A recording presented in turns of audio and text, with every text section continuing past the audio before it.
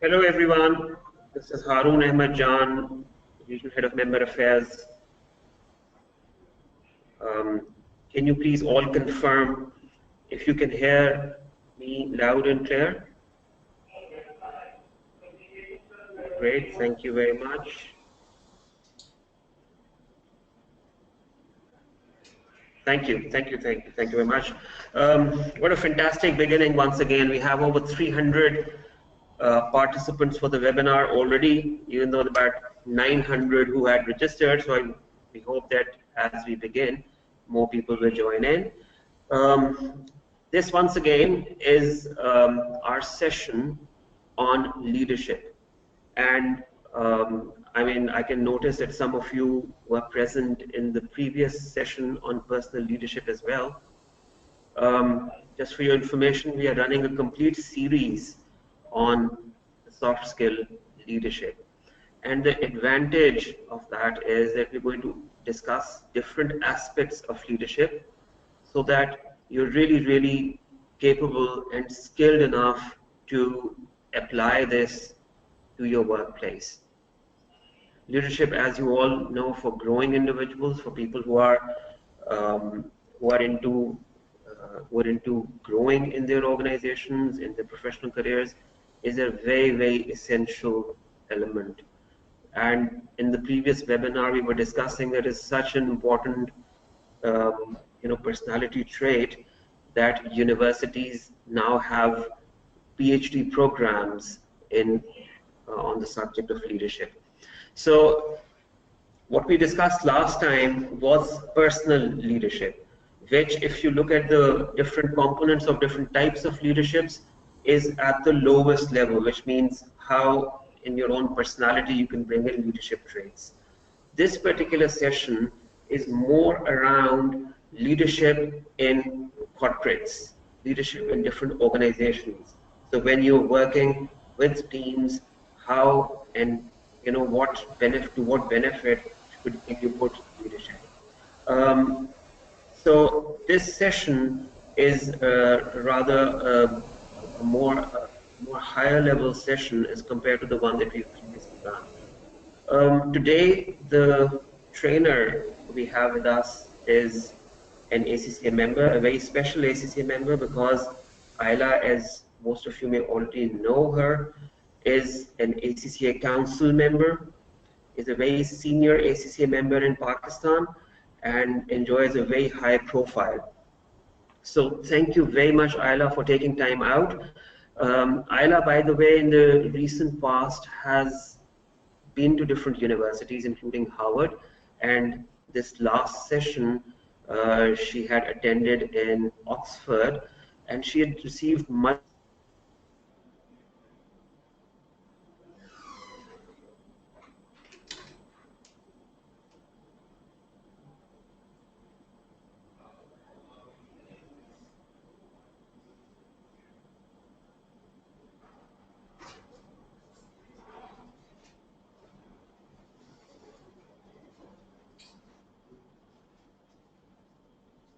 Harun, I think we lost your voice. I can hear you on the phone, but not on the computer. And I believe that may have been the case with others as well.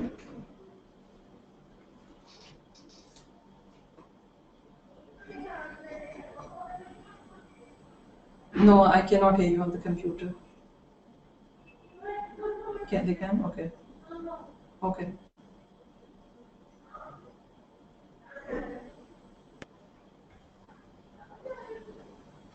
Yes, I'll just repeat the last bit, that Ayla is a very senior ACCA member and a council member.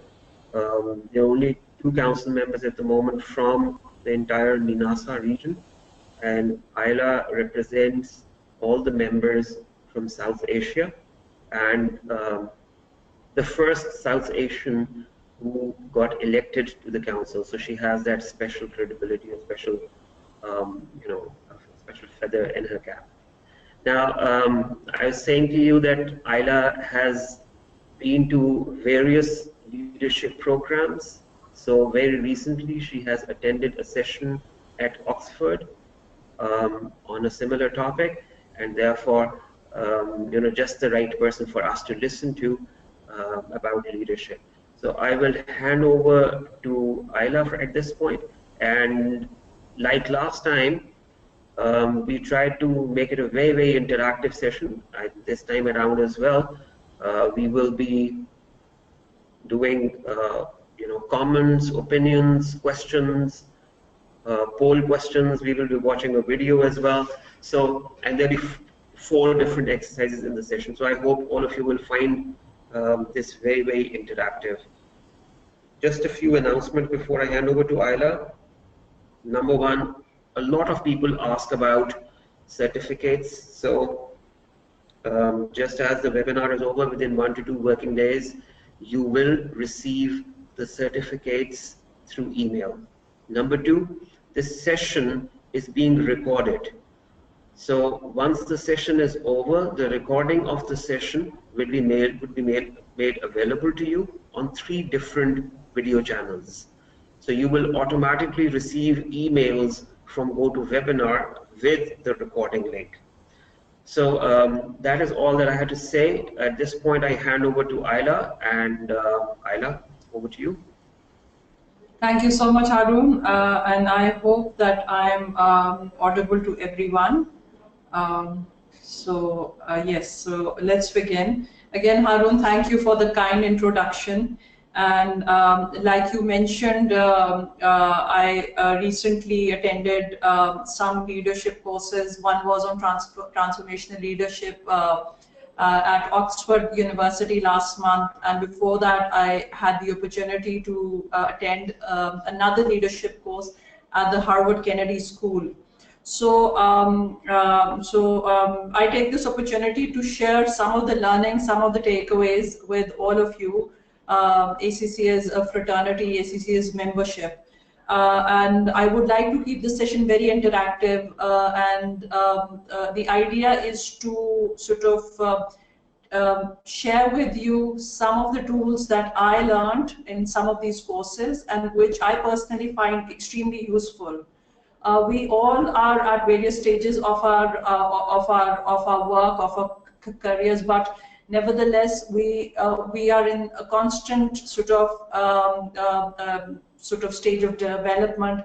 Nobody is perfect. No leader is also perfect. So it's the idea is sort of to keep on augmenting our skills, and not just technical skills, but the soft skills and the leadership skills also, and to be mindful of how we are working, whether it's on our own or whether it's with teams or groups of people. So moving on, this is something that was shared with you also, transformational leadership. So I see transformational leadership is rather leading at the edge. And in a moment, I will tell you what leading at the edge in my perspective is. But just to let you know what we'll be covering, some of the themes that we'll be covering during the webinar are inspirational motivation, how to inspire teams, what are the tools for intellectual stimulation, what is the individual consideration, how should we be contributing to our own well-being in order to be good and authentic leaders. So before I begin, I would like to share some of the statistics and some good research that is being done or has been done at the global level. We all know that automation is at a very fast track, and that a lot of jobs are being automated and will be automated. So what is required of people, what are the kind of skills required of people and professionals in years to come, and even now? ACCA has done a fantastic report last week explaining the 7 quotients, which include the technical and ethical quotient, the emotional quotient, the IQ, the visionary quotient, etc. I would like to link it with one of the reports of the World Economic Forum, and the report is called Future of Jobs Report from 2016. I believe it is available on web. I do encourage you to go and look at this report and see what are the skill sets required by the industry, by employers, and by people themselves in order to be in order to be fit for the job environment. So some of these skills are complex problem solving, critical thinking, creativity. There's a lot of stress on people management. There's a lot of stress on cognitive flexibility. How do you use your judgment? How do you negotiate? How do you deal with people? So when we look at the industry and the jobs being automated, McKinsey earlier this year, January 2017, published a report which said that about $16 trillion worth of jobs will be automated. And this is about 5% of all kinds of services. So something that we need to be mindful. I don't see this as worrisome, because traditionally also automation has been going on, and that hasn't made human beings redundant. So there's a parallel debate going on that what will happen to human beings if robots take all the jobs. No, the robots will not be taking over all the jobs. People will be graduating to more interesting and more high level jobs and skills. So something that you need to be mindful of these top 10 skills, which as per the World Economic Forum report 2020 is seeing these kind of skills in demand, and and people, when they'll be assessed for various positions, this will be the matrix. So moving on to what is transformational leadership. So I looked at various documents, various websites, and I thought that let me sort of dissect a very simple Wikipedia definition. You can see it on your screens. So transformational leadership is a style of leadership where teams are very much at the center. It's about working with the teams. It's about a leadership skill, a leader who identifies the needed change, required change at a particular point in time, and has the right kind of vision. And also is committed to the members of the team, motivates the team, builds morale, and also which helps in performing the job in a better way. And there's also a stress on connecting to the identity of the people with the project and with the organizations. We all know that if we have a common objective, we will work in sync in a much, much better way. And obviously, a leader very much should be inspiring the followers and the team members. In fact, the word that I would like to use more is team members. So with the level of good motivation, of course, the interest in any task is increased. So we all know that if we enjoy doing something, if we are happy with the task, if we're happy with the work, obviously our productivity is much, much more higher. And at the same time, it is the leader's job, or the person sort of at the holding the steering, it is his or her job to understand the strengths and the weaknesses of people and to bring out the best in the team members. So let's discuss what is the leadership requirement in 21st century and beyond. We have seen in the past different styles of leadership over centuries. History is full of different leaders who have done well. There are also examples of leaders who, at the height of their careers, pinnacle of their careers, they did not meet up to the expectations, or they had their own issues. And again, in the corporate history also, there are lots of examples there. So let's look at what are the kind of styles. So the previous century, the style of leadership was more about command and control. It was about being authoritative and quite being dictatorial. So this is not what is requirement of the world now. The dynamics have changed. It is more about integrated working with teams. Also, at the same time, a leader should not be using his charisma or should not be too egocentric. It is not about that individual's own praise building, or rather, not everything evolves around the leader. So even that kind of leadership is out of style now. So what is the new style of leadership? And that, to my mind, and from some of the knowledge that I've gained, it is authenticity. And authenticity is rather very, very simple, that we all need to be authentic. To begin with, we need to be authentic with ourselves, and then authentic in the kind of work that we do. In all our dealings, we need to be authentic. So authentic leadership is about allowing yourself the flexibility to excel in wide range of situations. Again, let me put it that a leader cannot be having only one particular style. Depending on the situation, we sort of change various roles or different leadership styles. We perhaps need to be a little firm in certain situations. We need to be a team member in certain situations. If it's a matter of crisis, we probably need to be the warrior there. If somebody needs some sort of a situation is such that there is some kind of conflict, a leader needs to be a mediator. A leader needs to listen to his or her team. So a leader needs to be there to provide comfort for the team also. So like a family. So the leadership styles, of course, are plenty, and need to be the right kind of styles need to be used at the right time.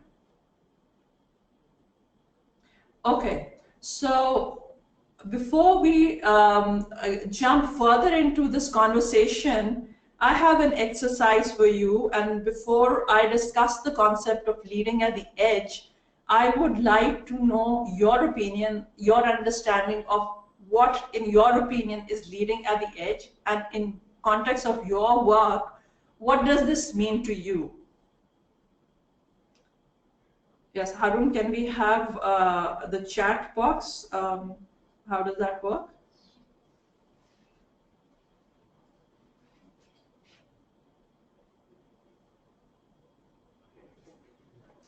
Harun? Hello?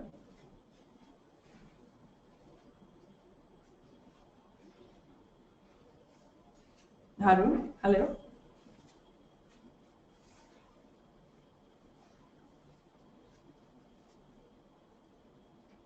All right, those participants who can hear me, yes. Harun, can we have the chat box? I'm here at exercise 1.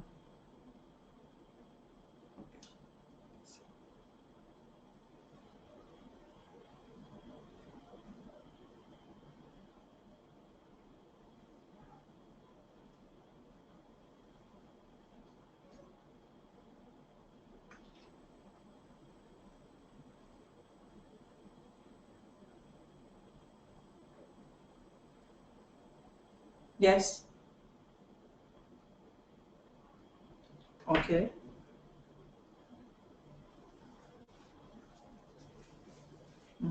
I don't see the file.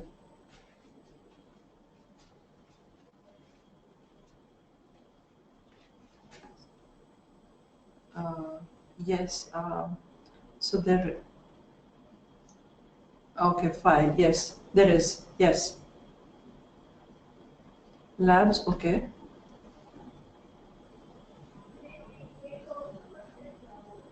Okay. Yes, and it says agree. Okay. Done.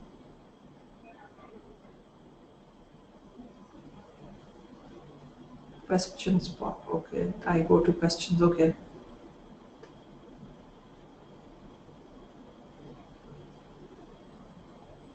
Out of box value points indication of the I'm sorry. नहीं, एक है question और एक answer है.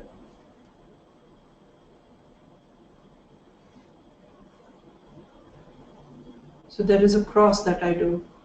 No.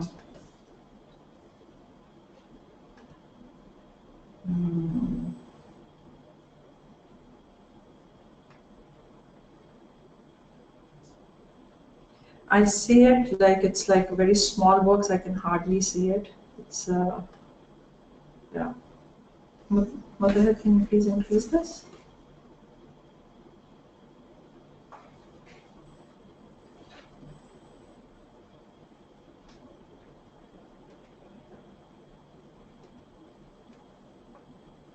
Okay. Yes, I can hear some responses that people are writing.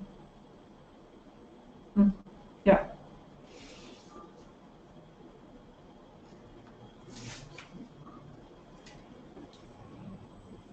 Labs on किया मैं. Labs on किया include go to meeting webinar share screening पे दोबारा किया. Can you see that? And I think it is on because earlier I was not getting a screen where I can see myself, but now I can.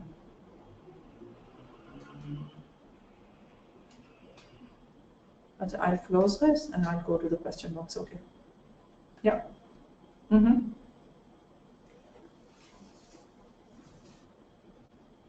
Questions जो आ रहे हैं, no, not really actually. No.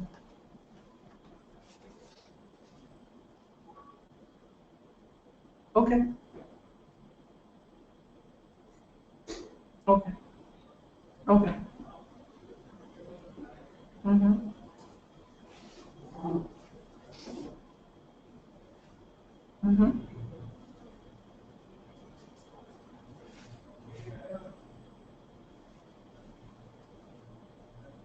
Yeah. Yes. Undock. Yes. Okay. Got it. Yeah. Okay. Okay. So people can see the comments now. Okay. All right. So we'll give like another 2-3 minutes for people to sort of give their understanding about this, and then we can some.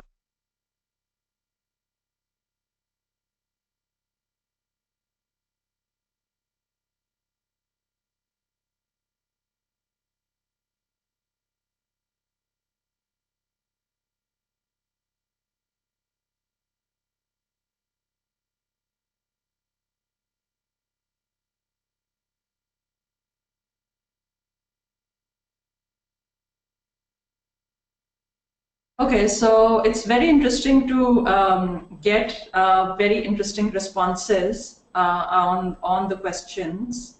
So I'll read out some of the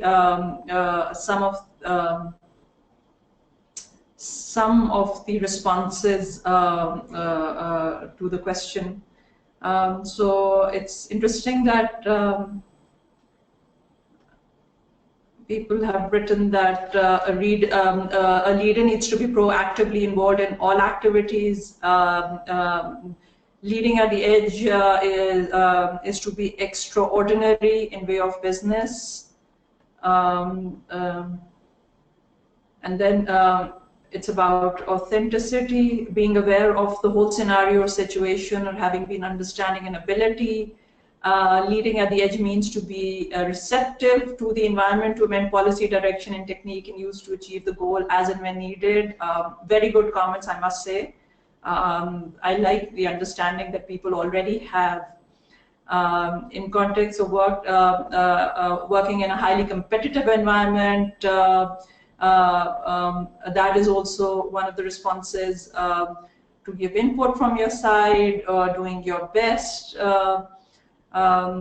Dealing perfectly in critical situation. Yes, one of course tries to deal as much with perfection one can, but I think the idea is to do our best when we are working as leaders and handling the situation. Having complete knowledge. So we've got very good, interesting responses also.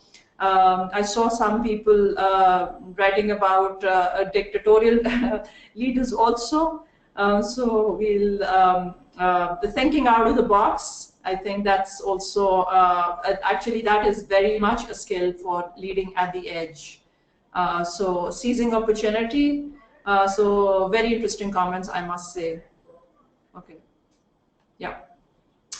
All right, so moving on, I'll tell you my understanding of leading at the edge.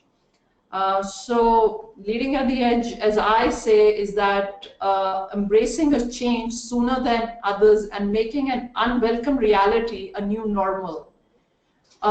When we are in an organization or in roles that we are at the helm of affairs, we may be we may sort of encounter with absolutely uncertain or unpredictable scenarios also.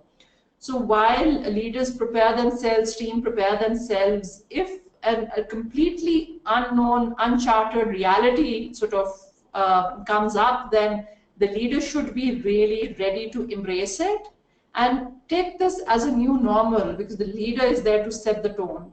Must have the right kind of intuition to lead with a clear vision, and not fearing difficult moments.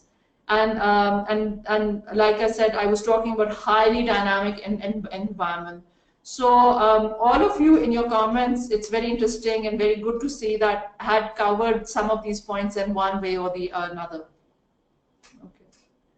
Okay.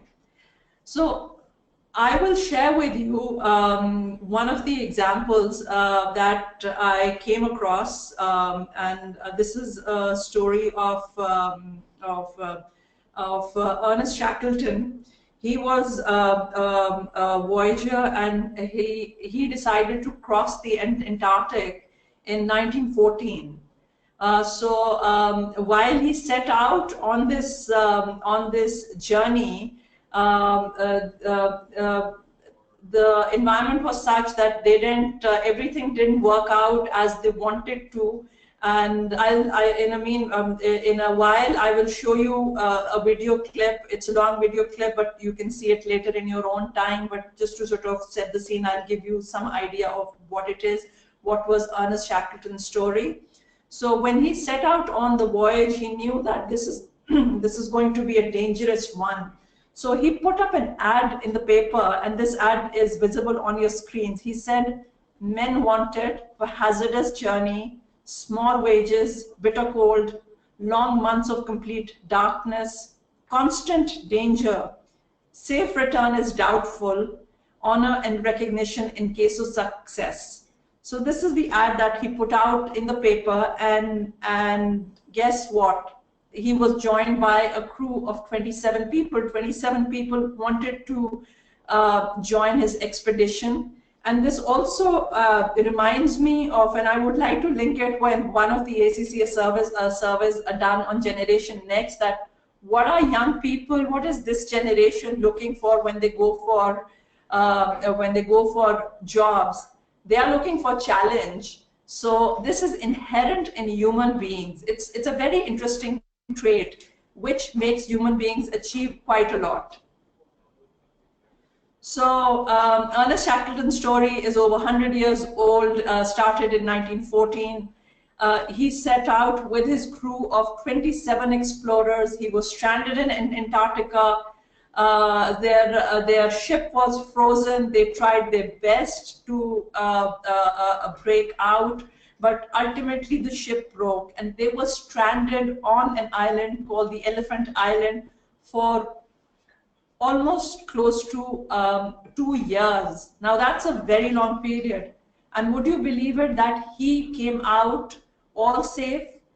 The way he sort of displayed leadership, and the way he kept everything normal, and instilled team spirit, and this is really, really amazing. And all the people, they were rescued and they came back safe. So we will play this video to give you some idea. And because of time, of course, and of course for everyone's interest also, we will not be playing the entire video, but the idea is to give you some sense of what the story is about, and then we'll talk more about this story. Yes. Harun, can we have the video played?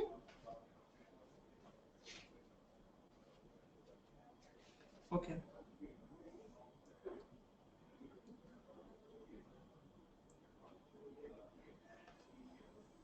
Okay. Yes.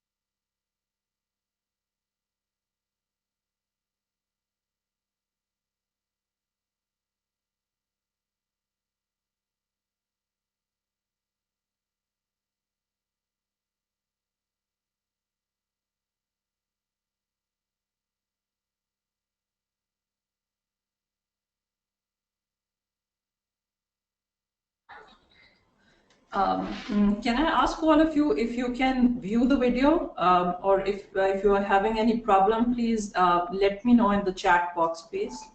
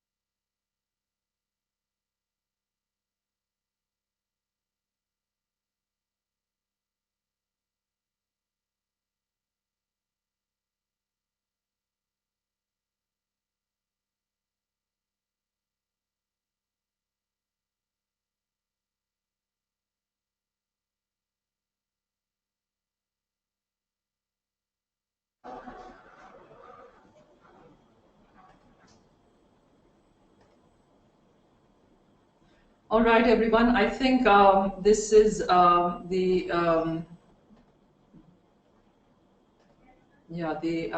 was some problem with the video, and we will stop the video, and we can Harun can share the link with you, and we can view this. You can view this in the break. Harun?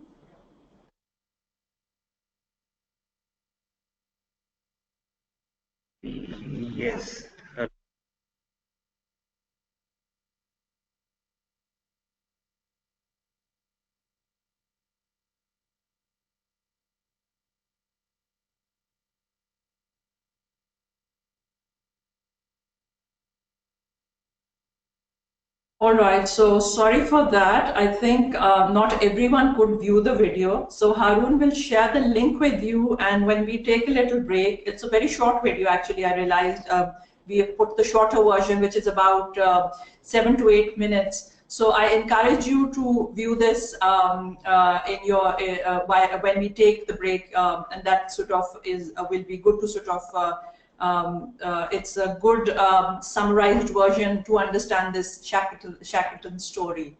So while these 27, 28 men were on the Elephant Island, and they were there for 634 days, they had to do something. So they obviously had to eat, they had to sleep, they had to keep life as normal. They would play games, they would build things with wood, saw and nails, etc.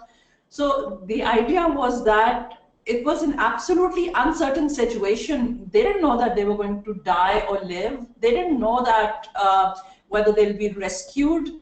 But the leader kept them going on and instilled hope in them, and made that life normal for them and always be positive. So I personally find this particular story very interesting.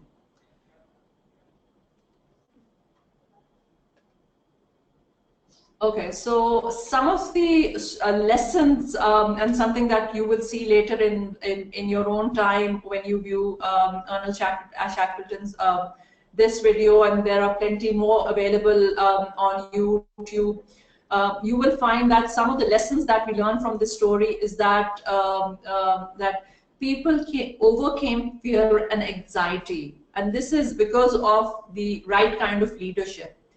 Um, um, uh, uh, the leader had a personal example to set here.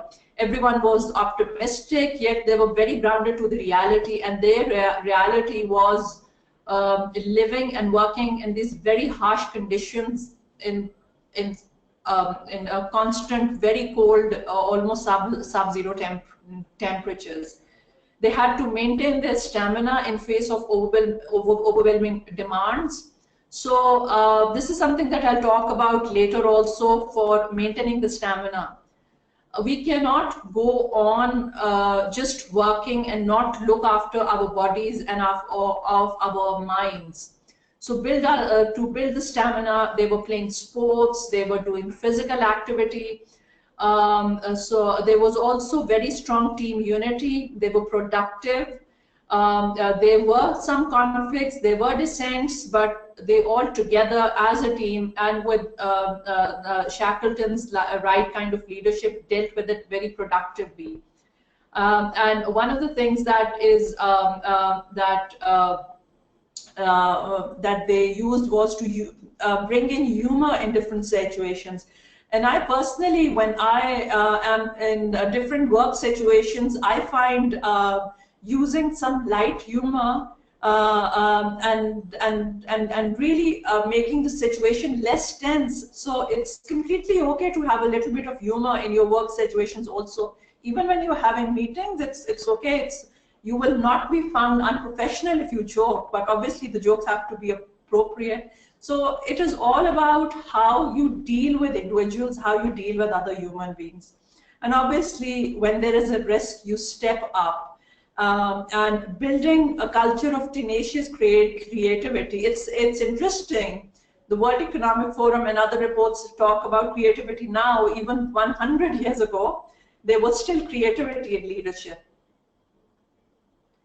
All right, so with this, now I have a little long exercise for you, which will, where I want this to be very interactive, and I want your input on some of the leadership questions to know your understanding, and then we can take this conversation forward.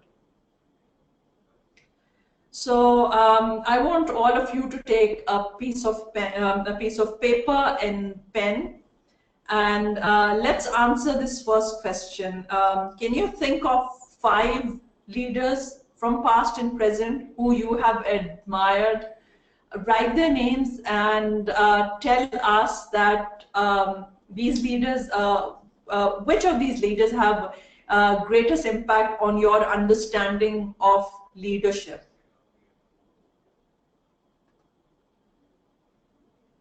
And then let us have these responses in the chat box as well.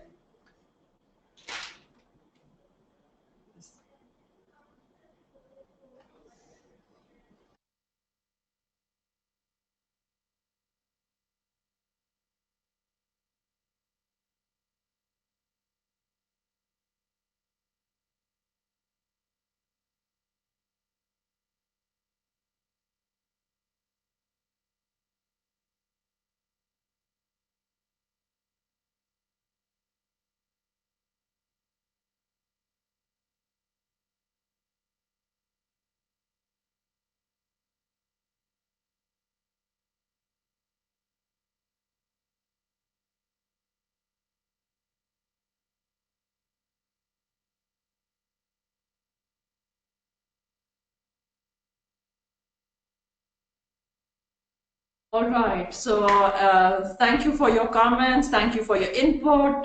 We are receiving different names for leaders: Abraham Lincoln, Imran Khan, Mahathir Mohamad, Tayyip Erdogan,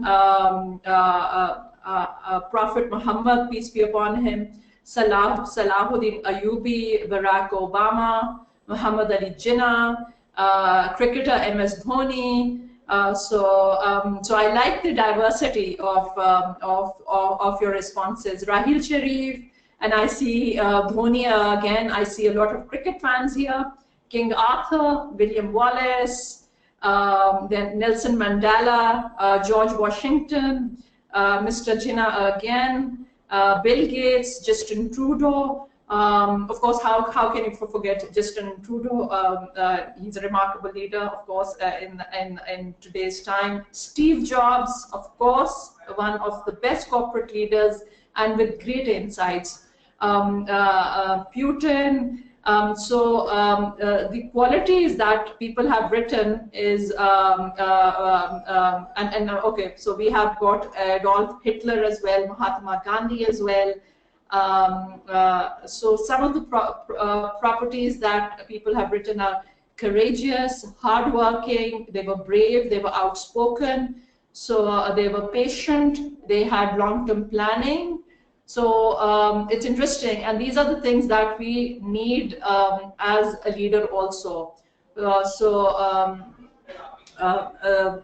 Visionary leadership, that's also there, tireless, Jack Ma,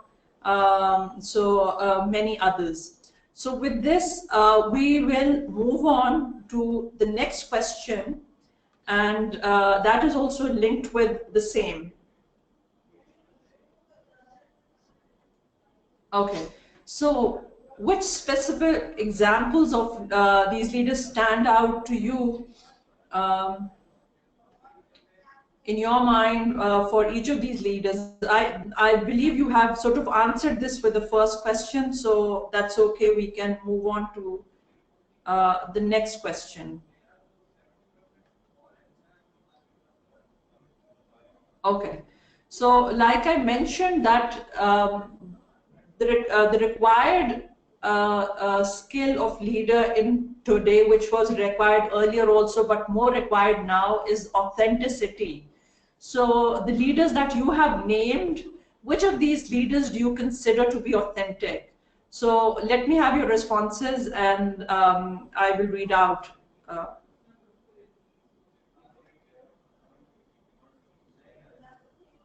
Can you hear me now? Because I read a comment that you cannot, there's no audio.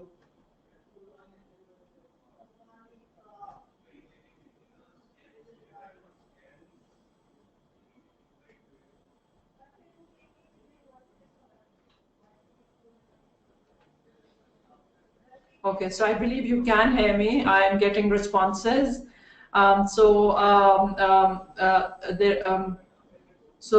Prophet Muhammad, peace be upon him, was an authentic leader. Mahatma Gandhi, his belief in his vision led the country to freedom. He was an authentic leader.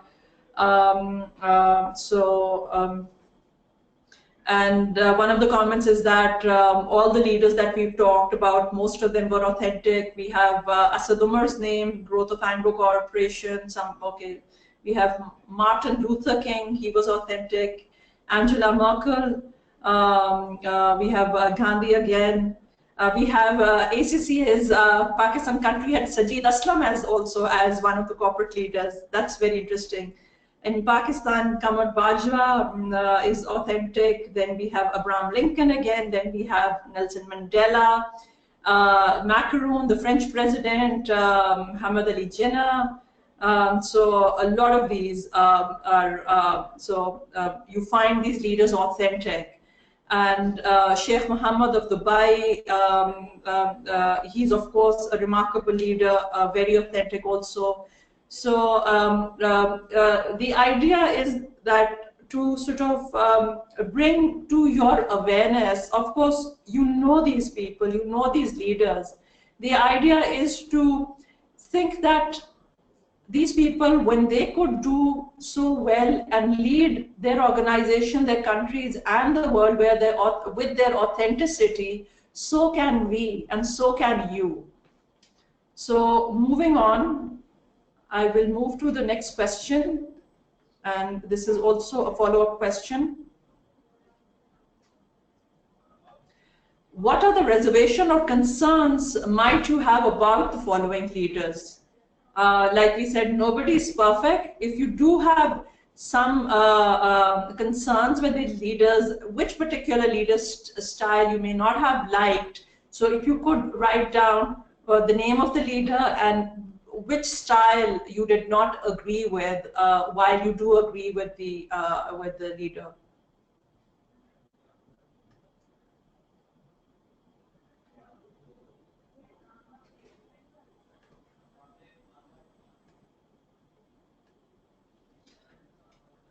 Okay, so changing these strategies frequently, coming in power.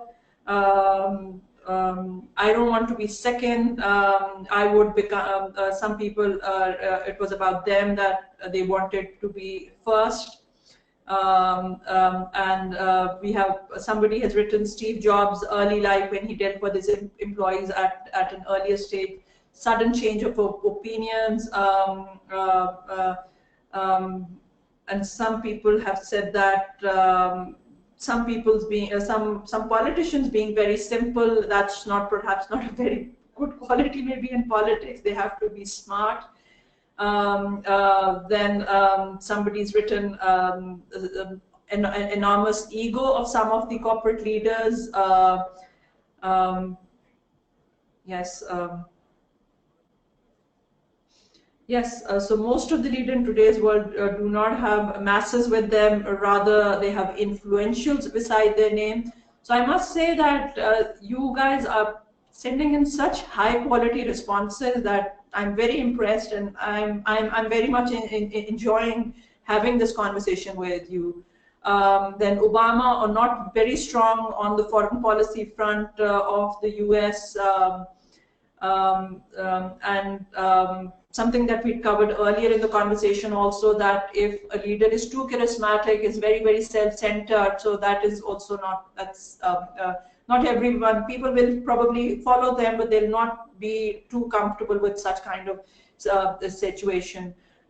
Being more academic than practical, and then so these are the kind of the corporate managers when they have to face owners, the associate of a company for employee benefits. So these are sort of difficult situations. Then inauthentic democracy, some people may think they're above the law, etc. So interesting responses.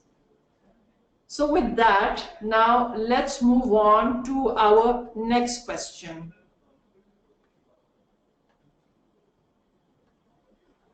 Okay. So now I would like to ask you that how did the context in which each one of them led differ from what you face today? Give me your personal examples and we'll talk about that. How does that differ? Or perhaps there could be similarities.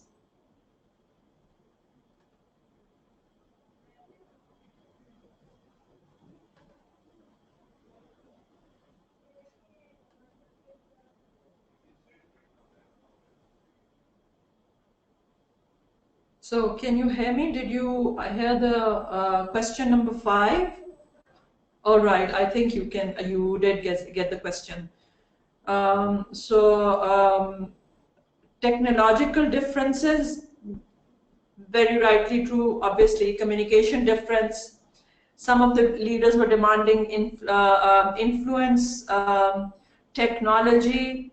I think this is very true that technologically that was different.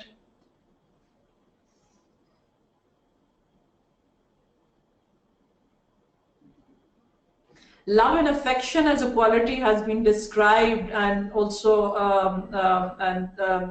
there's a linkage that mentioned here with Prophet Muhammad, and that's a valuable, and it's valuable in all ages. I think love and authenticity and affection, that is true, and that will always be a very strong quality. Okay. Regulations, very interesting, of course, more society oriented, social media. So these are the changes that are there. Yes, popularity. Yes, some people may have, some of these leaders, they had a lot of popularity, but perhaps you can also have popularity in your organizations. Okay, some leaders perhaps didn't know importance of internal controls and financial management. Ethical perception of the leaders, I believe this is with regards to now. All right, there's a comment that Mahatma Gandhi would not have found the current level of aggression in the society not favorable compared to what was earlier. True.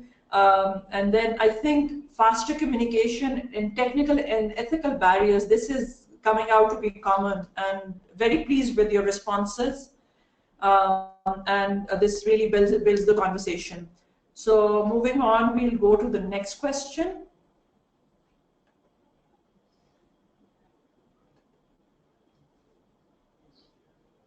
All right.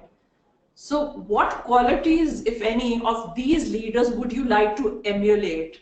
So let's see, which are the qualities that you want in yourself and in your way forward as a leader?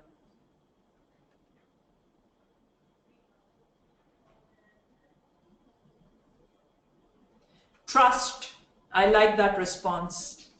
Courage, being vocal, having patience, a strong personality, being motivational, taking initiatives in change, compassion, extremely, very important. Courage, being calm, stay firm and never lose hope, confidence, a very clear communication, being honest, being a good listener, lead with example, um, ability to influence. We also have, again, being calm and having a strong personality and looking at the bigger picture, result oriented, a use of correct words at the correct time, being the first one to take a step.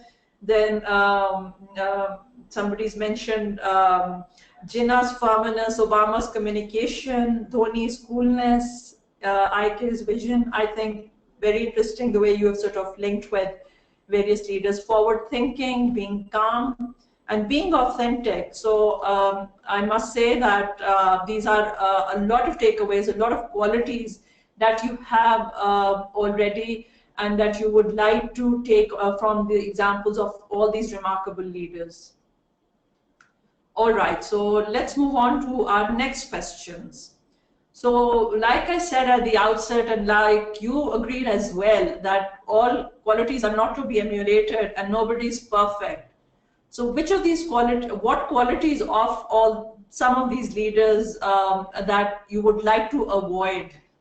So can I have responses to the qualities that perhaps you would like to avoid that some of these leaders had? So stubbornness is one. Autocratic style, being too aggressive, being silent on a plan, self-preservation, cowardness, being a narcissist, um, arrogant again, using followers for one's own benefit, lying, feeling above everyone, misleading, egocentric, not showing concerns over health. I like that comment, and this is something that we'll talk about later in the conversation also, that being a good leader, you need to look after your own health as well as that of others as well. Short-sightedness, making false promises, taking credit for others' work, rumor spreading, being boasting. Interesting. And being too soft is also something that some people would like to avoid.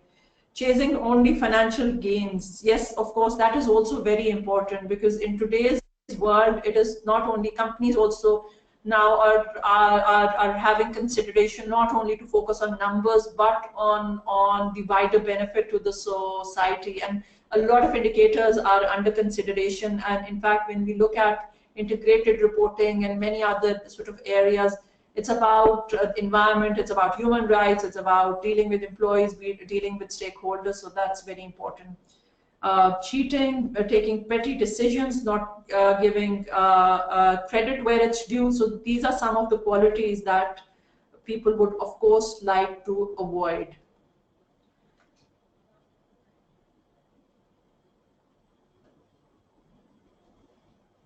So while we've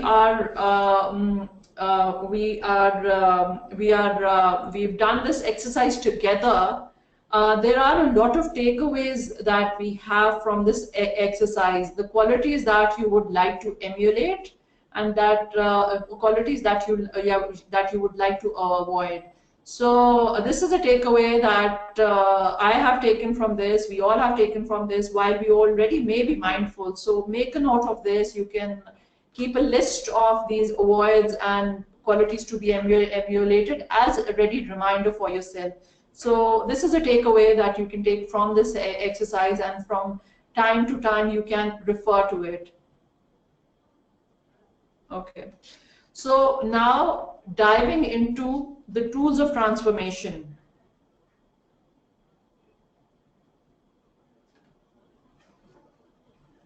Okay.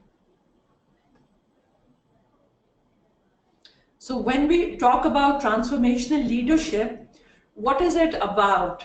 It's not about anything too technical. It's about transformational thinking, the way you think.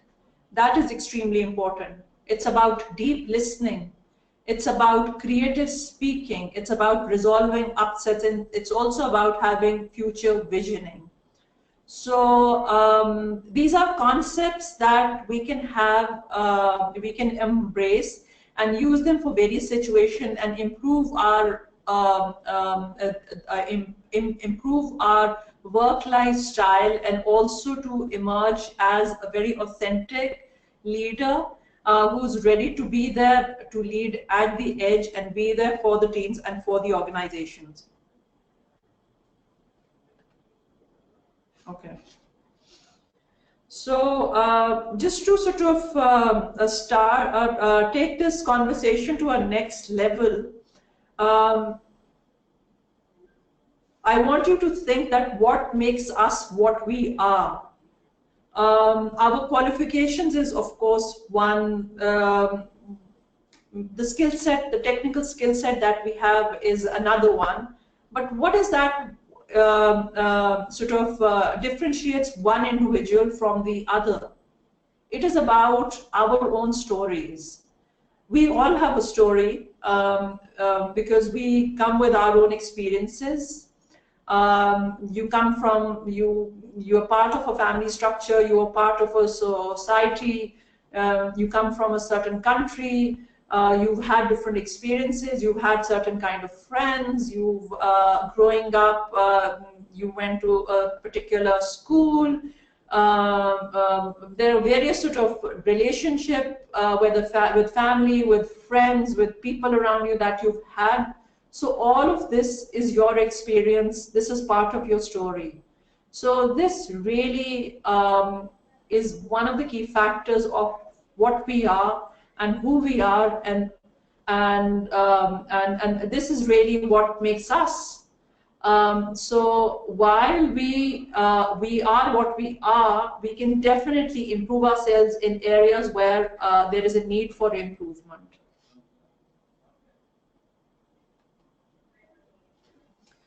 So I would like to draw your attention to this story box that you see on your screen. And like you all come with your own stories, I come with my own story. We do not completely understand somebody else's story. So what is really a reality of one person, the other person may have a different perception of it. And likewise, your story, your reality may not be known to the other person you're dealing with, and you would be living in a world which is, you would be living in a situation where people would have a different perception of you. It could apply to individuals, it could also apply to situations also. So what is that that makes a reality? So it's the experience, it is the facts, it's the information, the content, the circumstances. So this is what makes the reality. And what is perception? Perception is perception could be coming from, again, judgment. There's an element of experience in perception also. Some people may link a situation with a certain experience that may have had in the past, and they would build their perception based on that. The society also perhaps build a perception. Maybe a school environment or an academic environment, maybe it could be the way things are within a family, within a set of society. It could be much larger than that also. So here there is a story box that we are living in. Now what we basically need to do is bridge the gap between the reality and the perception and make our story box even better. So what is that we need? We need education. And when I talk about education, education about the information and the content of a situation, and also learning more about the other individual also.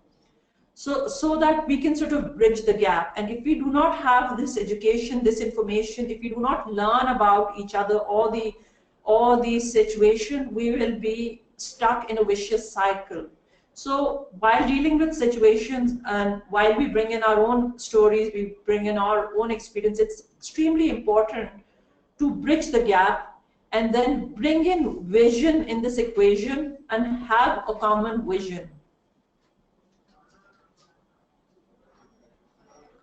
So some of the mindful questions that we need to ask ourselves, you need to ask yourself, and perhaps you can sort of refer to this from time to time also, that you need to ask yourself, am I in a potentially self-limiting story box?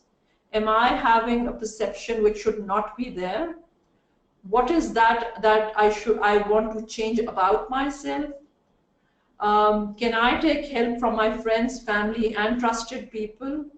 At times, it's not easy to sort of sort out things in one's own head alone. At times, one needs people, friends, family, or a support group to have a discussion and deal with certain situations, or perhaps have a better understanding.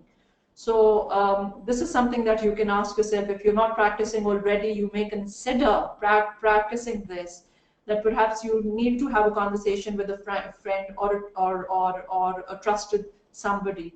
Consciously think that, is there an obstacle that is stopping you? So what is the obstacle? What is stopping me? Ask this yourself.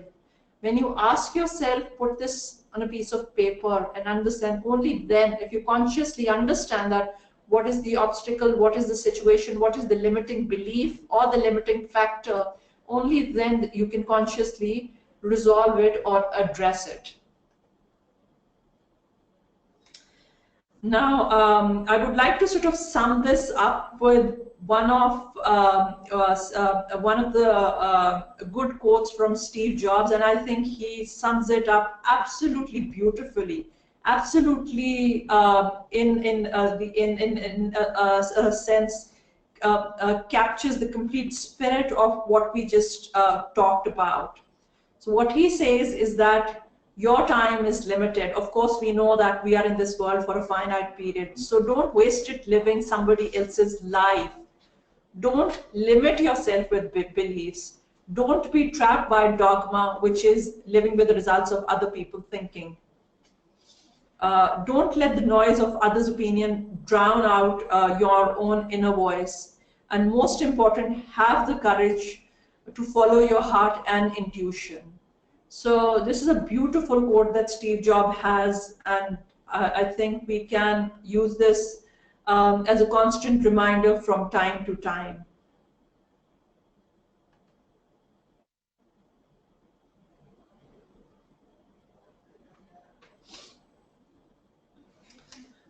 All right, so some of the strategies for change that we can use are, I've discussed this earlier also, education, learning, participation is another one. We need to get involved with what we do, getting more information, working with teams. We need to avoid inertia. We need to avoid gravity. Sometimes there can be good inertia also, but sometimes there can be bad inertia also, which is limiting us. Limiting us. We need to avoid that. We need to lead at the edge. When things go wrong, we don't go with them, but we try to fix them, or we lead at the edge. Okay. So with this, we have an exercise for you, and I'll just share the exercise with you in a moment.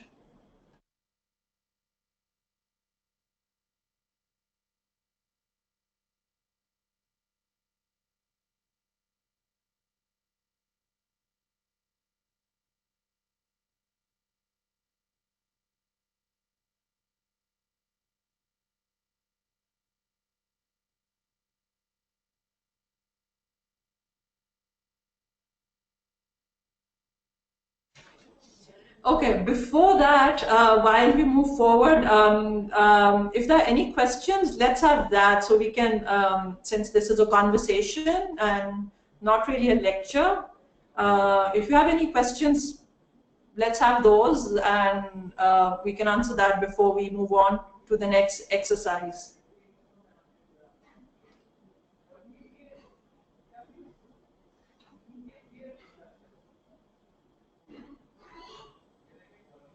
So do we have any questions? I think can the participants hear me? Am I audible?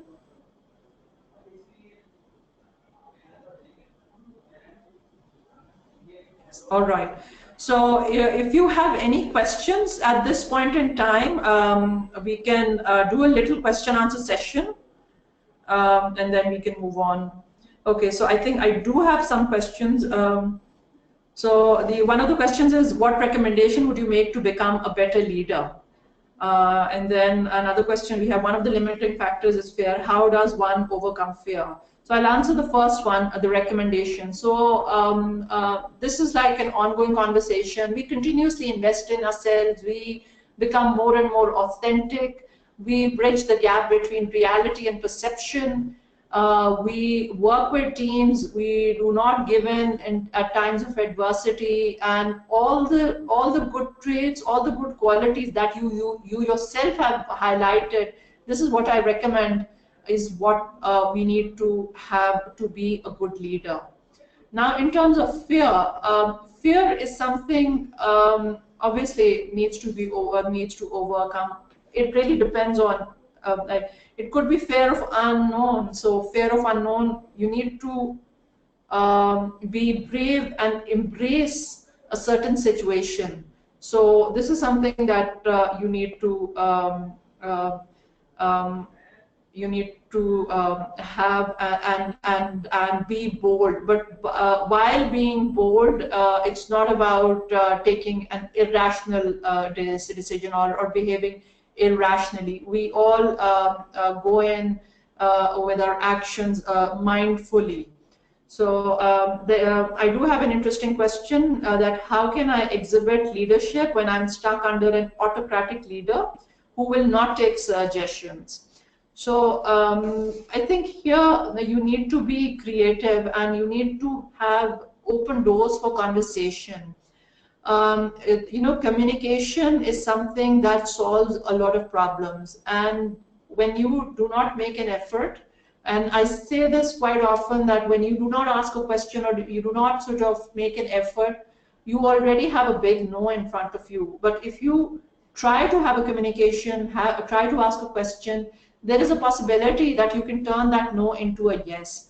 So that's something that you can try. I think communication and being persuasive and being rational about things.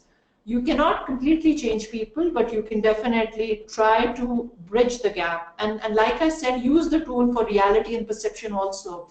Try to see that, are you living in a limiting story box? Are you living with a limiting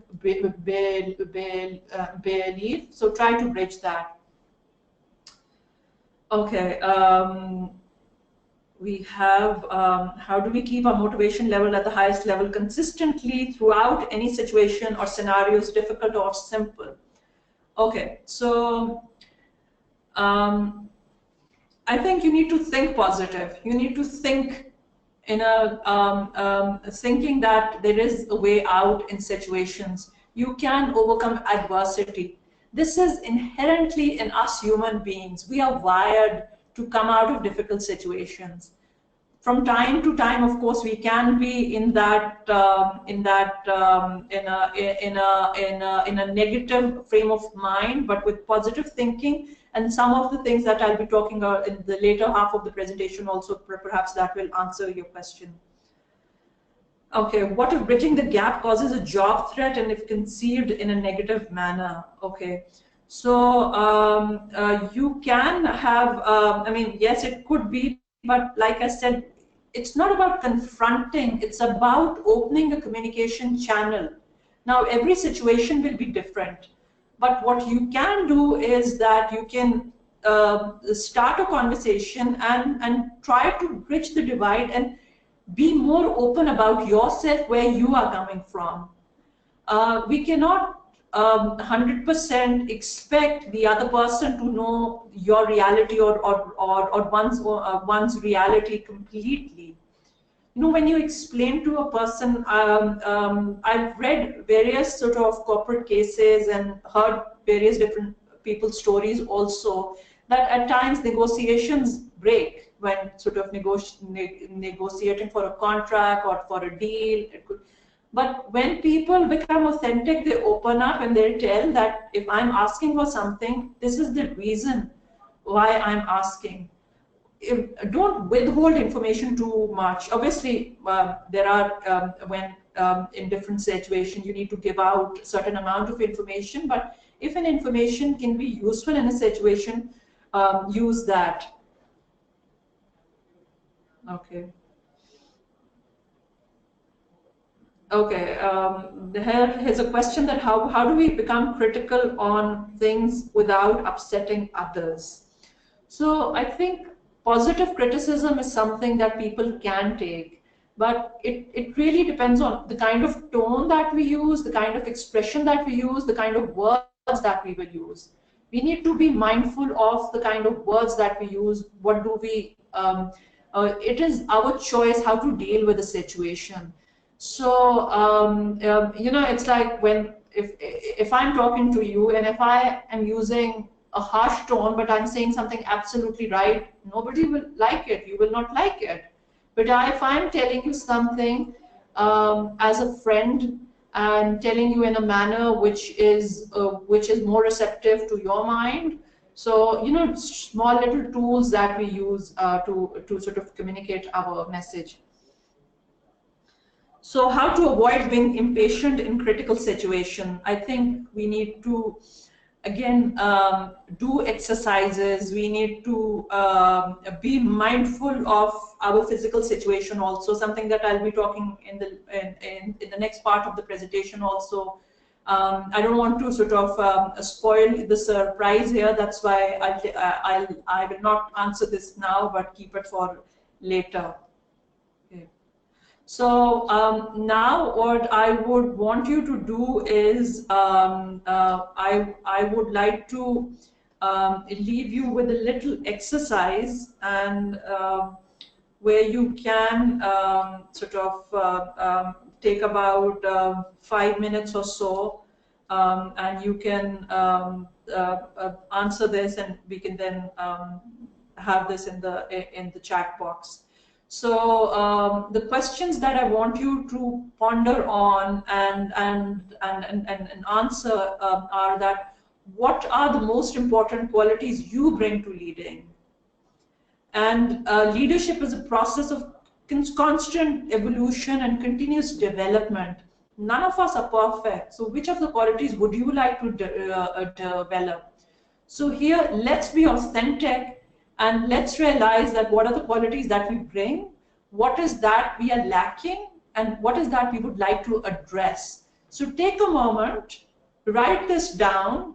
I'm not perfect, you're not perfect. So let's help ourselves in understanding what are the tools that we like, that we would like to develop. What are the qualities that we would like to develop? So I'll give you a few minutes so that you don't just rush into this. Take a pause, think about this, and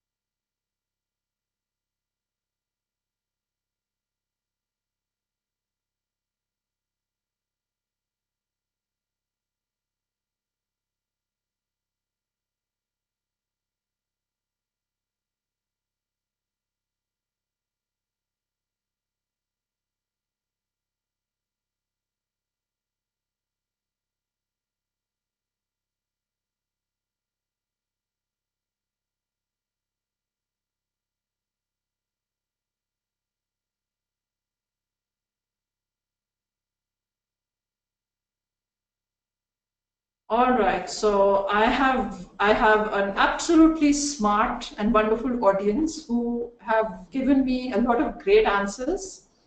So some of the qualities that people have and some that they would like to develop are innovation, keep learning the changing dynamics, accept change and take measure to address them, effective communication, determination, being fearless, command over the work and knowledge to influence others, be proactive, have accountability and ownership, equal treatment, result delivery on time, focus, confidence, transparency, innovation, ability to delegate.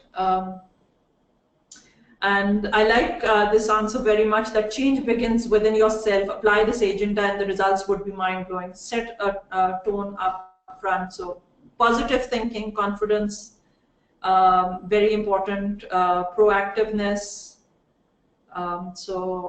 These are some of the points that we have received so far. Set an example for others, public speaking, negotiation skills, influential skills. So this is perhaps some may have, some would like to develop these. Ability to stay silent and reserve your views when required and let others have a sense of being heard. I think this is very important, being a good listener. Empathy, I think this is such a remarkable answer. Empathy is such an important skill and such an important, I would say it's not only a skill, it's a big quality that we need to have. And nowadays, there's a big global conversation around that businesses need to have empathy. So empathy is business. You would, if you Google about this, you will read a lot about this. So that's extremely important. Ask questions. I think that is extremely important. I think this is, we should always ask questions. Any question that is asked is a good question. A question that is not asked is not a good question. So it is good to ask questions. So I think I have received very good responses from you. Okay, being humble is, some people may be humble, they may be good in negotiation skill, good listeners. Some people may want to develop these skills. So this is good. Curiosity, I like this. Curiosity very much. Of course, we need to be curious, because if you're not curious, we will not be thinking around innovation. Thinking ahead, of course, this is what we at ACCA do. We think ahead. And if we are mindful of this slogan in our work, in our life, of course, and being polite, being humble, being caring for others, of course. A leader should be working on the knowledge management and culture within his team. Of course, important. Soft spoken. Okay, so some very good answers. With that, I will leave you with a 15 minutes comfort break. You can take a refreshment break, a prayer break, howsoever you want to utilize this time. We will take a break of 15 minutes and we will be back right after 15 minutes. So since we are dealing with different time zones, I'm not going to specify the time, otherwise it will be a little confusing. So let's meet after 15 minutes to continue this conversation. Thank you. And Ayla, if I may remind the audience, we have already shared the link of the YouTube video with everyone. So for those who don't want to go away, they can watch the video in the meanwhile. Yes, some of you can utilize the time for watching the video as well. It's a very interesting one, I must say. Thank you.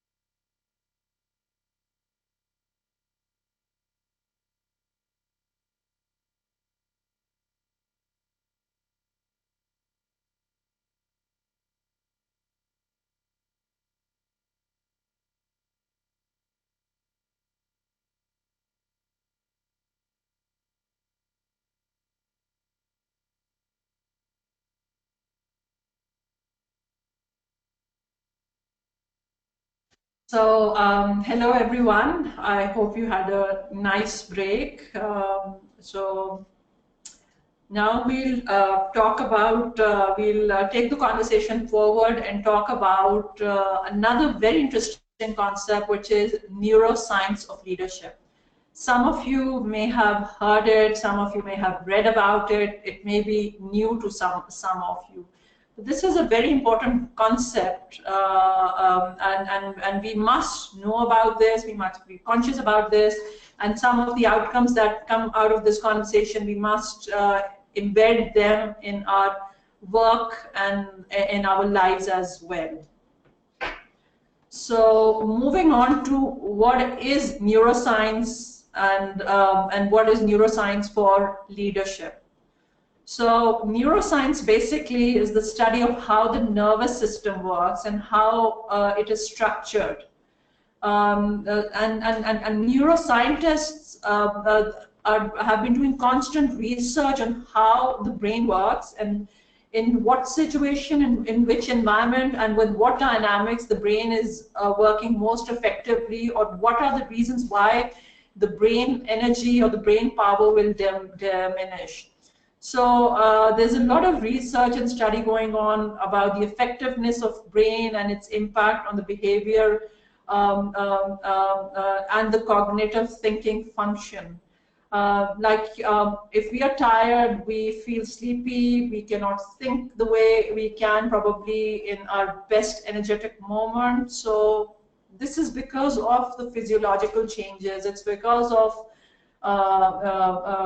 the levels of energy also, and we need to be mindful of it. We cannot just keep on, it's not ideal that we keep on pushing ourselves. So nowadays, this concept is very, very central to leadership also. So there are certain sort of factors which contribute to brain's agility, brain's effectiveness, the way we think, the way we operate, the way we analyze, having more focus, having more clarity, and there are a lot of things that contribute to that.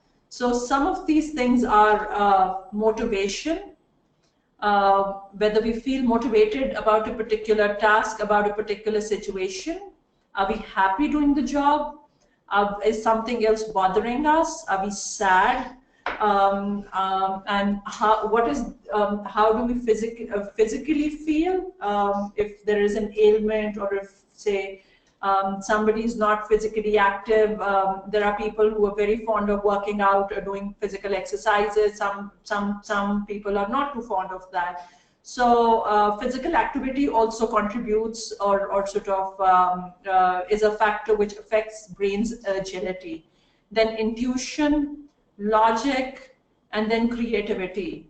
So I would actually like to know that from these factors, which are the factors that you sort of put the highest priority on, whether it's motivation, physical activity, intuition, logic, creativity.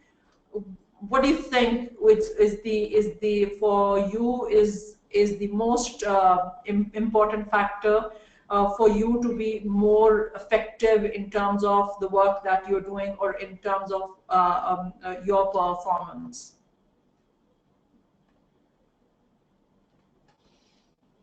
So can we have responses to that?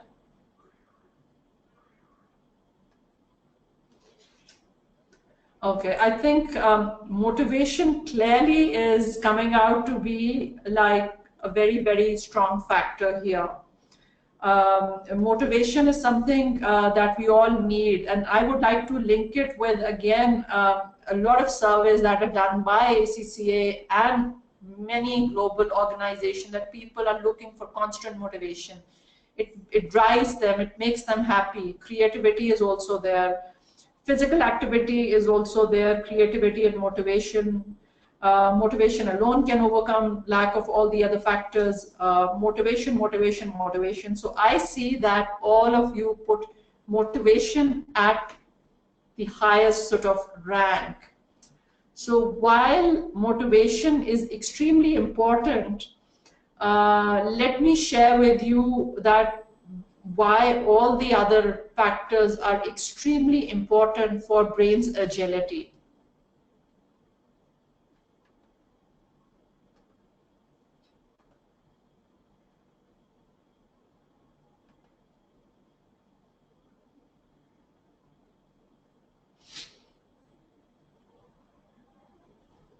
So have you thought about these concepts, and have you seen this pattern in your own working as well as working of others?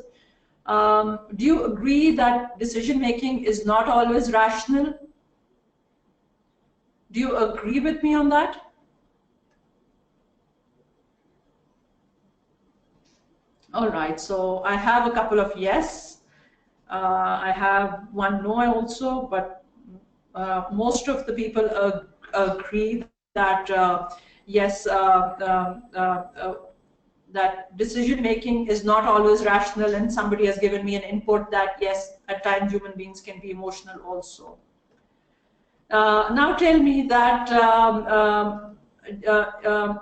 what is your concept of multitasking? Is it a myth or bad for productivity?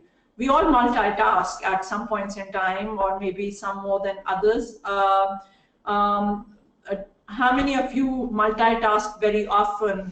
And so do you agree that multitasking is good or it is bad for productivity? What's your view?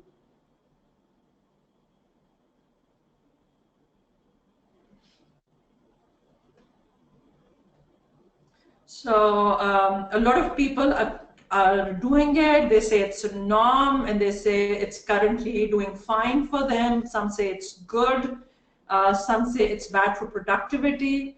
But yes, agreed that multitasking is being done. But yes, we need to ask ourselves this question: that is multitasking good or is it bad for productivity? There's a lot of evidence. There's a lot of data and analysis done by neuroscientists also on this. Tell me, are emotions contagious? I think different people will have different responses to that. Do you think emotions are contagious? Being happy, if you're happy, you will make the environment happy, you'll make your co-workers happy.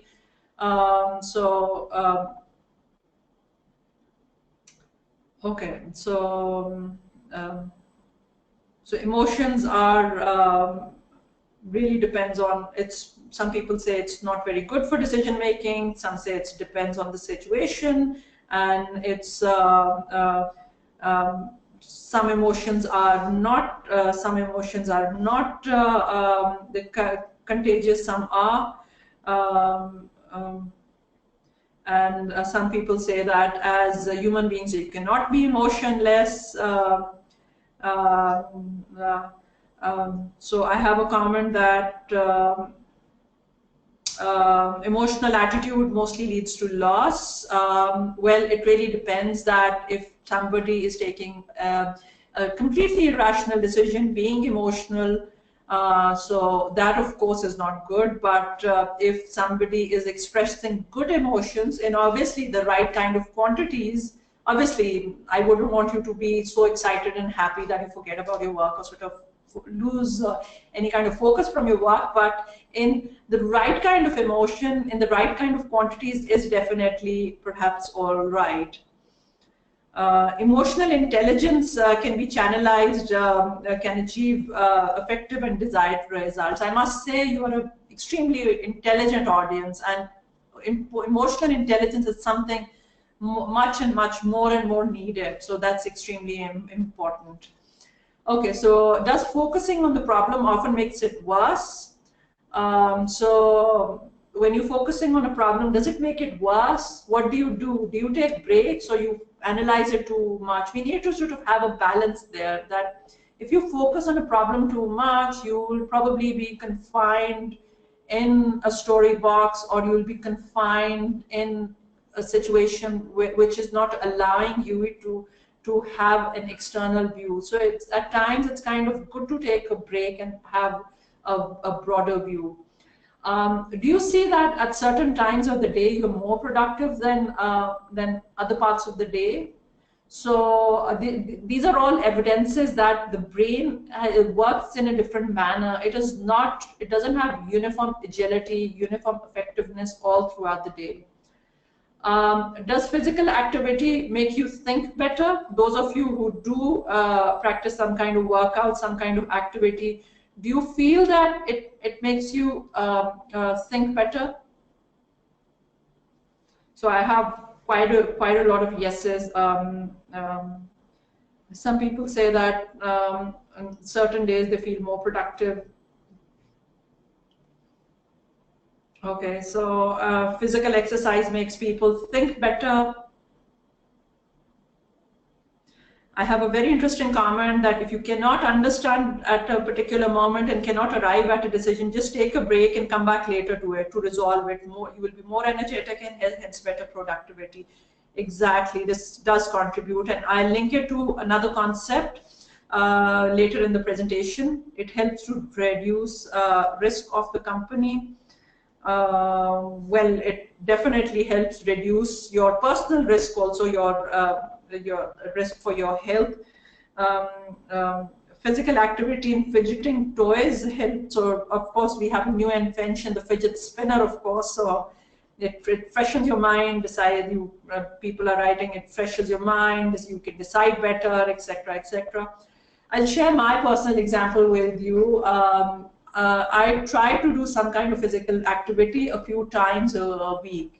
And something that I used to do earlier, but not in the mornings, I've recently, I've altered my routine. And first thing in the morning that I do, before my breakfast, before anything, try to wake up a little earlier, I do a little bit of yoga.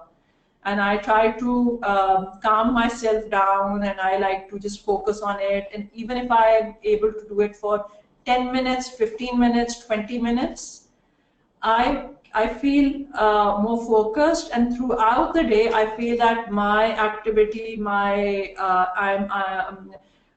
productivity is so much better. I'm more effective. I'm much more calm, and only a small activity in the morning gets me throughout the day. So that's something some of us who have practiced some kind of activity feel that this sort of good. So I'm seeing a comment here: the swimming helps concentration and release pressure. Yeah, it could be many of these exercises. It could be swimming. It could be going out for a walk, for a jog, for any kind of activity which is good for your well-being.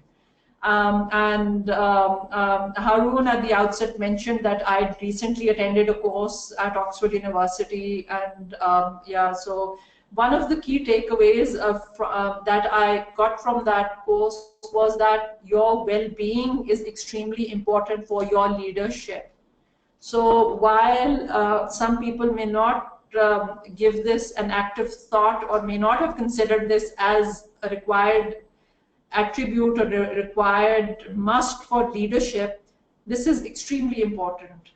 And it's not because of any myth, it's because of logic, it's because of how the brain works, and that is why there's a lot of emphasis on neuroscience of leadership, neuroscience of brain. So later on in this presentation, I'll share with you some resources also for neuroscience, which you can read up. There's a lot of good data available on the web. So that's something that you can see.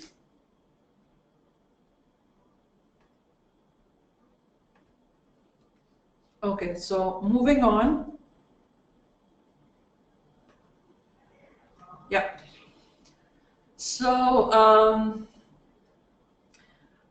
I would like to link neuroscience with energy and linking it with the earlier questions that we all have finite energy, and how do we maintain our energy? Certain times of the day or certain time of the week we are feeling better than perhaps other times.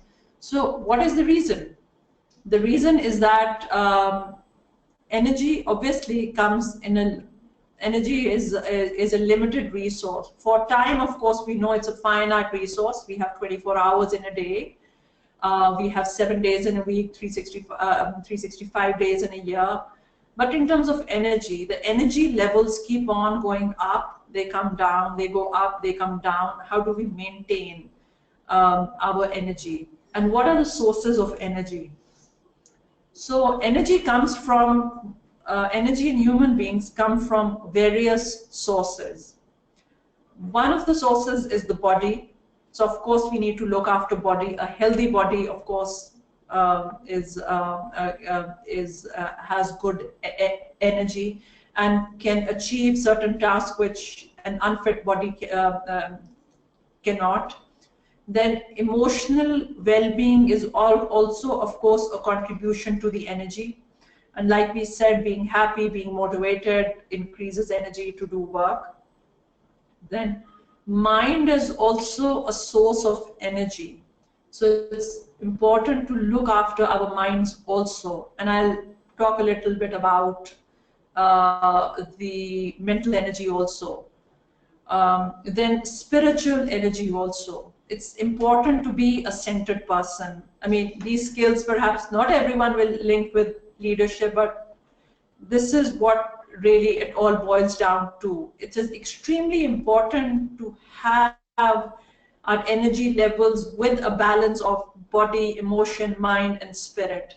And all of this helps us being in good leaders and having the right kind of leadership skills.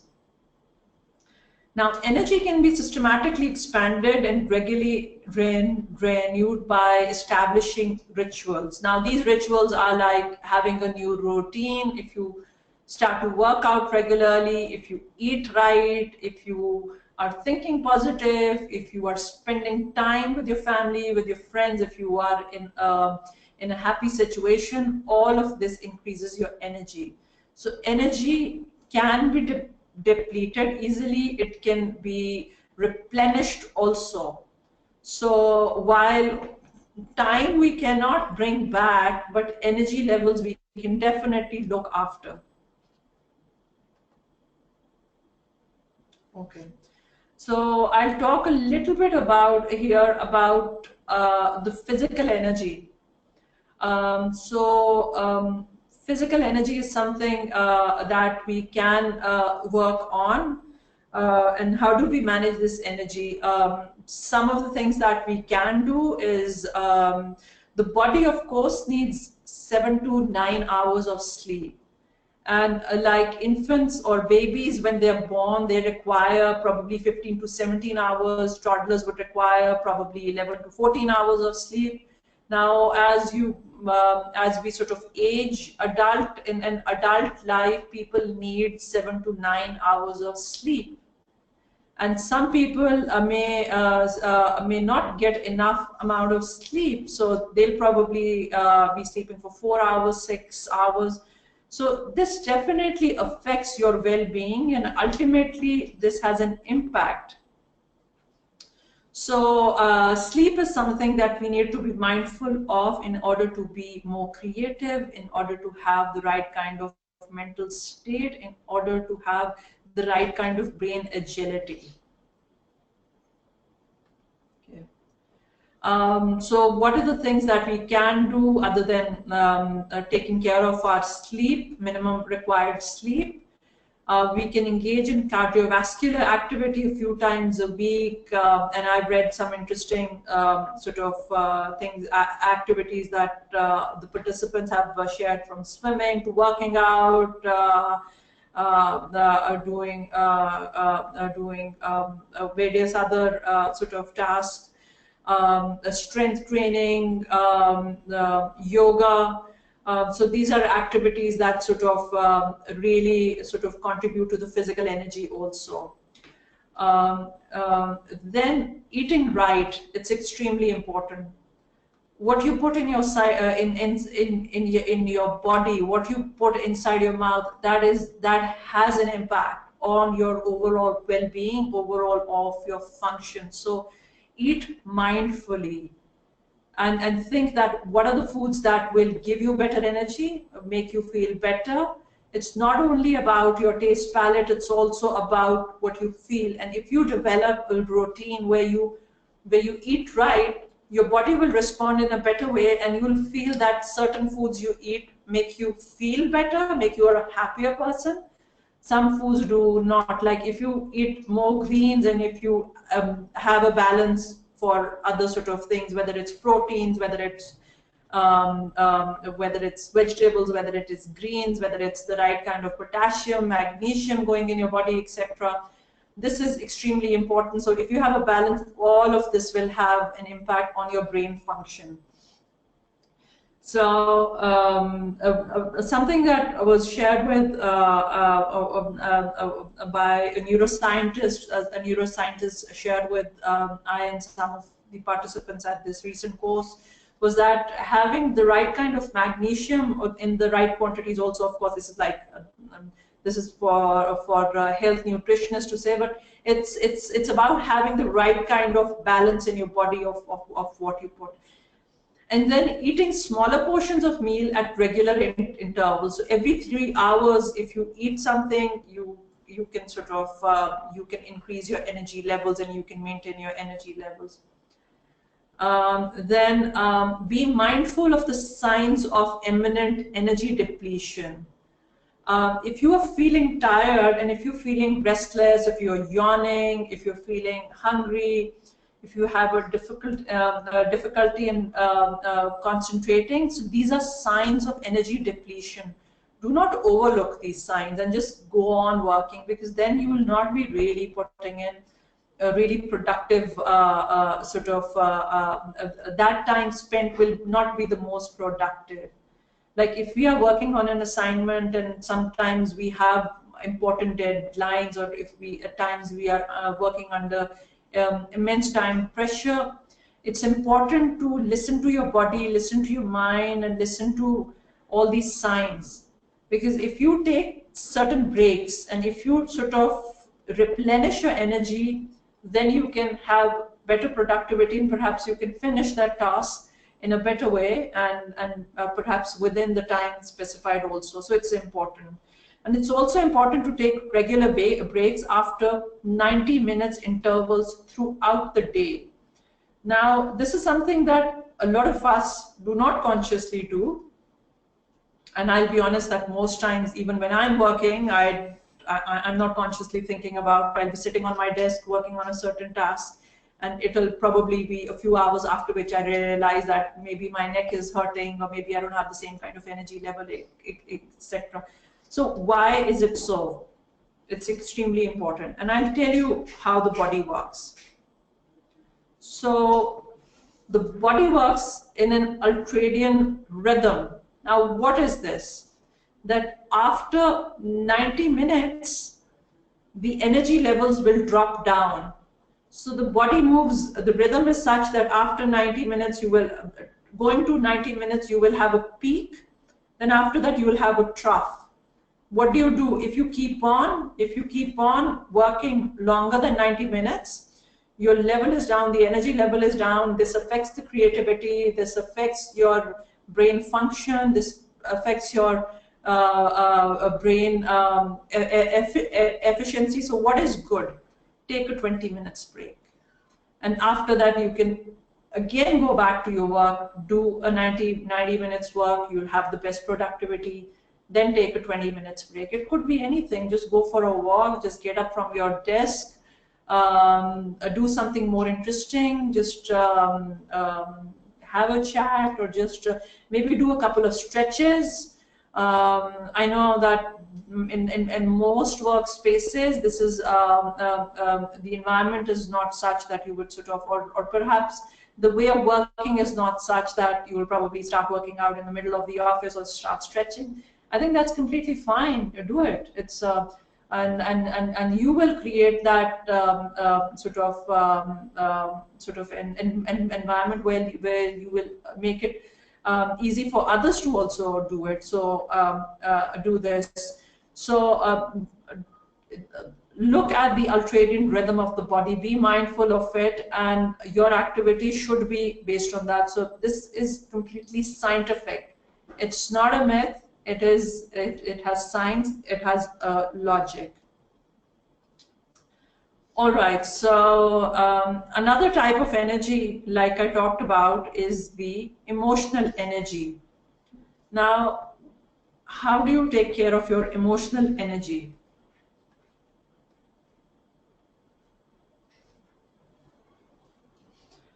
Okay, so emotional energy, one of the things is emotional energy is you need to take out negative emotions by thinking positive. One of the questions that I see on the screen is that how do you improve your focus 100%? How do you improve? So all of this that I'm talking about, you practice all of these things and you see it, you will see for yourself that how your focus improves. You improve your energy, you look after your physical energy, you now look after your emotional energy, and we'll talk about more things after this also. So, you know, our mind has only a limited capacity. We can, of course, increase the capacity of the mind. We can increase our neuroplasticity. I'll talk about neuroplasticity later, but you know, if your mind is occupied with negative thoughts, negative emotions, then you're not letting it free, or you're not making room for your mind to be productive or work in a better manner. So take out negative emotions by doing what? So one of the ways is by thinking positive. If you think negatively, it's not going to help you, or it's not going to think anyone. And this is important, and this is what the world leaders, world renowned leaders from the past, from the present, they all talk about that thinking positive is extremely, extremely important. So that is one. Then deep breathing, and this is something that you can do at work also. Again, getting more oxygen to the brain. So deep breathing is something that you can do while working. Then meditation, and different people can practice it in different manners. Some people can pray, some people can meditate, some people can have different meditation activities. So this is something that by doing these things, you can sort of improve your meditation. So this is extremely important. So before I go on resolving upsets, I would like to share with you a quote of Anwar Sadat, which is about thinking, and I would like to think it with link it with thinking positive and taking out the negative emotions. Anwar Sadat said that he who cannot change the very fabric of his thought will never be able to change the reality. So if you think negatively, you're not going to change your reality by thinking negatively. If you think positively, you will be able to change your reality also. So think positive. Now, another important area is resolving upsets. Not many people talk about this, but this is a reality of life, that people have upsets in their life. And what do I mean by upsets? Upsets could be situations which have happened in the past, or they may be in present, and they are upsetting you, and they are hampering your brain function, and also playing with your energy, or they are a source of energy depletion. So it's important to acknowledge your upsets and what you need to do about this.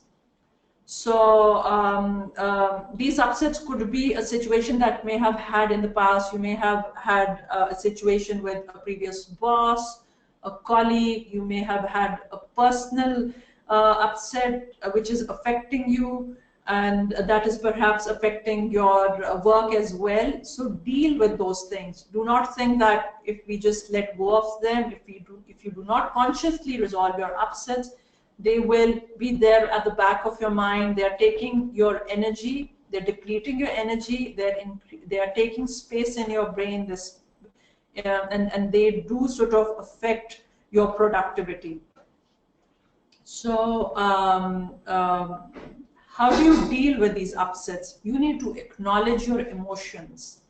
And this is an exercise, or this is a method that you can do with yourself. You can do it with yourself. You can take help of a friend to resolve these upsets. First of all, acknowledge your emotions. Be mindful. Be kind to yourself and understand what you are feeling. Do not ignore this. If there is within yourself, within your brain, if there is an unmet commitment, something that you think that you should have done that is not done, address it by either doing it or resolving it in your brain that you, if you've not done it, what is the reason, and you sort of deal with it. You need to look at that, what were the assumptions and what were the expectations when you were in a certain situation which is bothering you. You need to understand that if you have a bad situation or something that happened in the past, what were your expectations, what were your assumptions, and in the past were there similar events. Then also be mindful of that did any upset give you a lesson? So moving forward, what are the lessons that you take?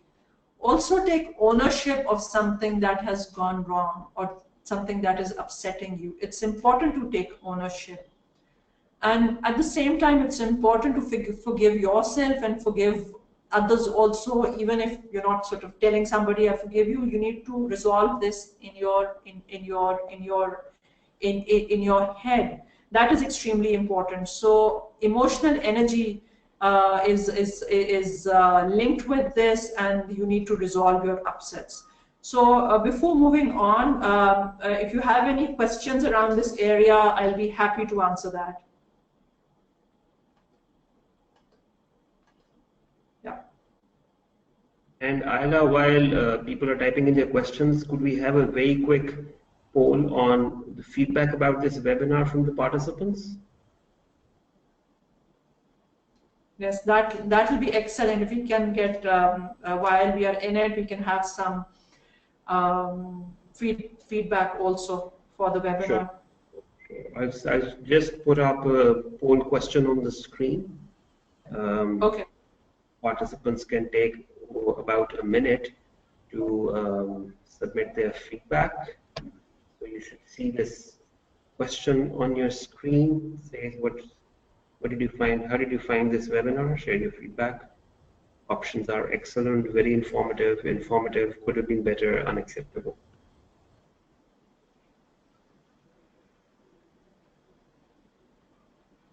I encourage as many participants to give their feedback as possible. In fact, all of them.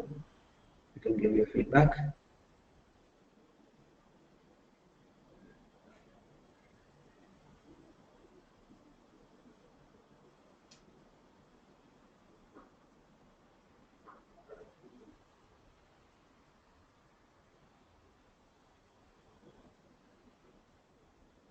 For 15 more seconds. Can you very quickly give your feedback about the session?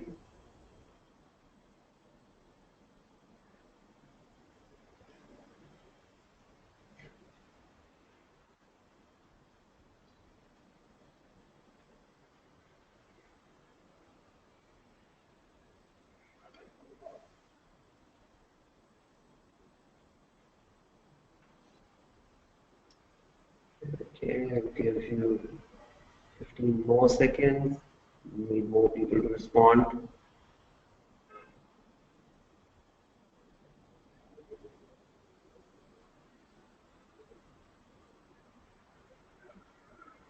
Okay, thank you very much. I'll share the results on the screen.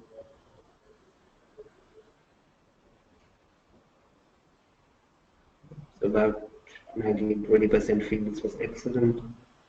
50% feel it was very informative, 29% feel it was informative, only about 2% feel this could be better.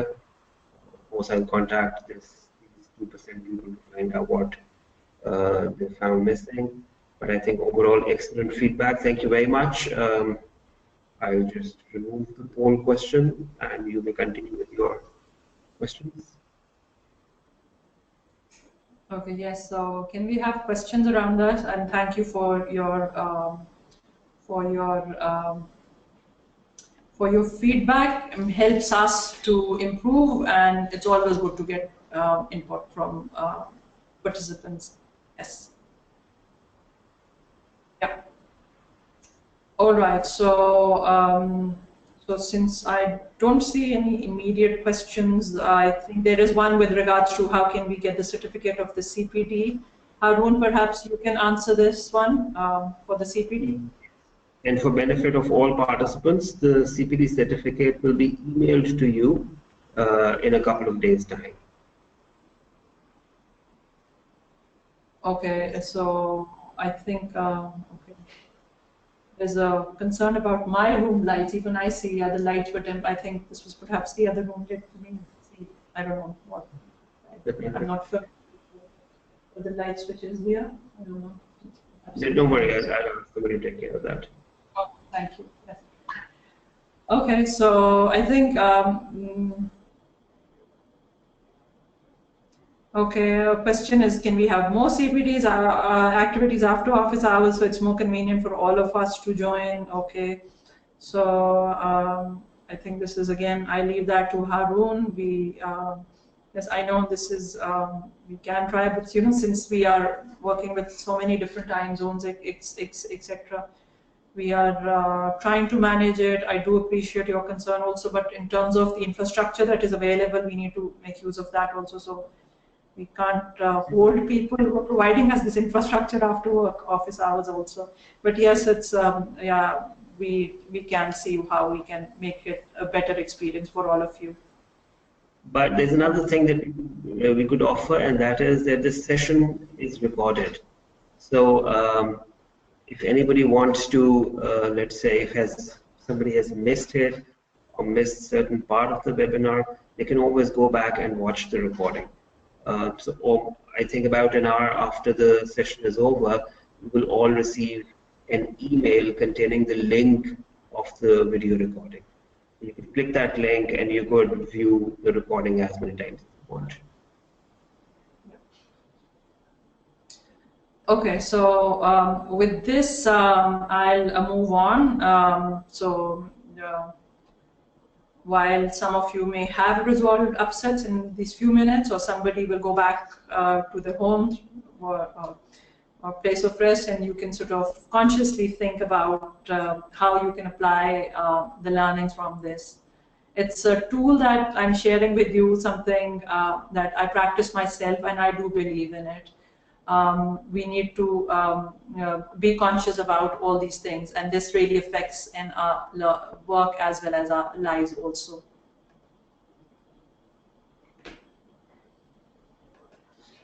All right, so then, so we've talked about the physical energy, the emotional energy, and of course we need to look after our mental energy also. Like mental energy is, at certain times of the day it's more, certain times of the day it's less. So we need to sort of plan our work as such, so we use the best mental energy, or perhaps increase our mental energy and sort of make use of it in the best manner. So you need to prioritize your tasks. So a lot of, like we talked about, that is multitasking good or not? A lot of people do multitasking to some extent, I'll be honest, even I do multitask at times, but when I see that I'm focusing on a particular task, if my focus is single, I can do it so much better. I can give it my full attention.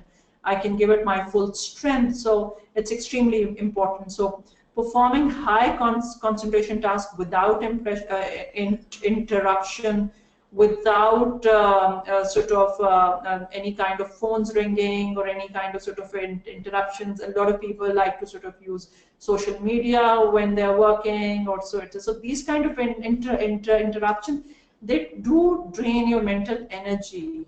So resist the temptation to go away from the important task that is at your hand, and try to do single tasks at a particular point in time. This way you can really utilize your mental energy pool that you have, and you can use it in the best possible manner.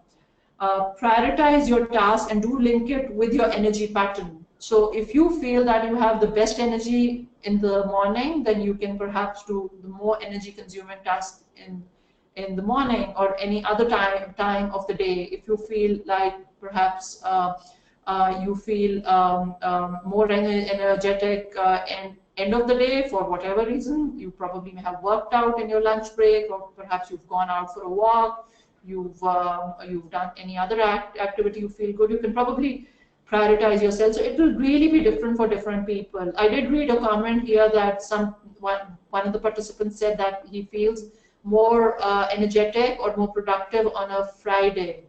So you can prioritize, and obviously not all the time you will have the flexibility to do your task, but do your task as per the exact mental energy pattern you would want it to be in, but nevertheless we can try to link it with that. So I think now the lights are perhaps back. You can see me in a better way now. Okay, so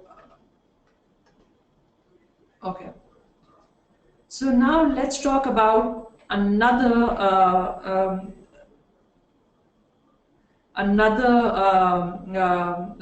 kind of energy. This is the spiritual energy, and it's again extremely important. We need to be mindful of that and not ignore it, because this is part of our wiring, part of what we feel, part of us being humans. We are designed to have all these sources of energy, so it's important. So how do you get your spiritual energy? You can identify what makes you happy and fulfilled and indulge in that activity. It could be spending time with your family, it could be reading, it could be painting, it could be walking, it could be watching a movie, it could be gardening, it could be swimming, it could be anything that gives you more happiness. It could be perhaps doing a task for somebody else. It could be doing a pro bono work for somebody else. It could be having a nice chat with somebody. I'll give you a small example. I was traveling and I was coming back from UK, and on my flight I met somebody, and the person started talking about his work. And he was in a work dilemma, and he wanted my opinion. And since obviously it was a long flight, I started giving him my input, and we had a nice conversation. And then we exchanged contacts, and then I went through that person's website and looking at the products, etc. So I sent him a note telling him that, okay, so I do see your work and you're doing fine, and the conversation that we had. And it was very good to get his feedback, and he said that the advice that I had given him, he had implemented that, and it had helped him increase his market share in a particular segment. It was a small thing that I did. It made me so happy. I'm probably may not see that person again in my life, but it made me feel happy. So do things that make you happy. Be more productive, be more mindful of looking out for people, making lives easy for them. It could be you are doing an act of welfare, or doing an act of kindness that makes you happy. This all increases your spiritual energy. And we all need this kind of good spiritual energy in us. It's a very good source of increasing our energy, our brain agility, leading to making us good leaders. So link all of this, we need this. And then also extremely important is to live your core values, be authentic. This is extremely important, that you need to be authentic, live your core values. If you are doing your job in a certain way which is not aligned with your core values, then that will not make you happy. That will not contribute to your, there'll always be a conflict in your mind. So be extremely mindful of that. And today's leadership, and in fact leadership in all times, needs to be authentic, and more than any other time, I think we know that being more authentic is what we need. So, and this also contributes to the spiritual energy. So for neuroscience, I'll share some of the resources. You can see it on your screens. I've shared a website by of a neuroscientist, Tara Swart. And I met her at Oxford, and I found her lectures, her resources extremely useful. And underneath, there's a link of one of her TEDx talks. I encourage you to watch that. That's also sort of that is also a mind opener, and also a good tool, a good reminder for you to sort of how to link the human behavior, the brain neuroscience with brain agility. So it's a nice linkage. So it's a short a TEDx talk, and I'm sure you will very much enjoy watching this. So those of you who would like to read a book on this, I've given a link about neuroscience leadership and harnessing advantage in business. So for those of you who want to, who are more curious about this topic, neuroscience and leadership, they can go and read this book as well. Okay. So I'm now, before I move on to communication of leadership, this is, okay, there is a question that we have. Can you share the neuroscience link? I think you'll be getting all these links later. If yeah, and I think yeah, you have gotten these links. Harun has already posted these links here. Yeah. So, do you have any questions with regards to the neuroscience of leadership, brain's agility? Yeah. So, all right. Okay. Yeah, the question is that are there times in your life when you might need more of one of these? Yes, it's you perhaps need a source of energy more one source of energy more than the other, and it's not different times of life. It depends on different situations also. So you need to have the right kind of balance, and it will be different from one individual to the other. So this is something that you can be mindful of, but do understand that what are the sources of energy. It's spiritual, it's mental, it's physical, it's emotional. And even when we are working for corporates, working for companies, working for organizations, one of the key traits that we need is your emotional intelligence. And that is also linked with emotional well-being, because situations now, business decisions now, they need to be done with the right kind of emotional mindset. So yes, you need to have this. Are there any other questions with in the, linking with this, Sophia?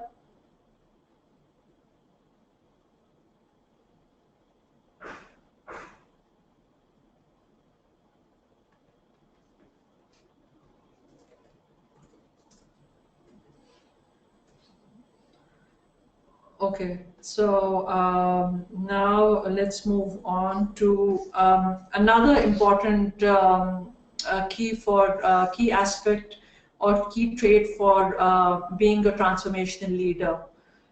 This may sound extremely simple, but very important. And this is communication for leadership. So you need to have a good communication for leadership. And communication is about being an active listener and being an active speaker, a mindful speaker also. When you are having a conversation, you need to be mindful, you need to be present. Oftentimes in today's age and world, we see we are talking to somebody and we would have a cell phone or an iPad or just looking at a computer, maybe flipping channels through the TV. And even in meetings, people are sort of fidgeting with their phones, etc. So if we do this, then this is, of course, not very good for the work environment also, but it also helps to lose focus also.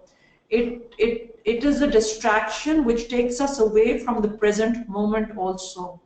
So if you are talking to somebody, if you are having a conversation, the chances are that you will miss out an important point, or you will not be understanding the complete dynamics of that work discussion if your mind is occupied somewhere else. So be active, be present, and for that you need to be very active in that conversation. You need to participate in that conversation. So that's also very important. It's a very important tool of it's a very important tool of communication.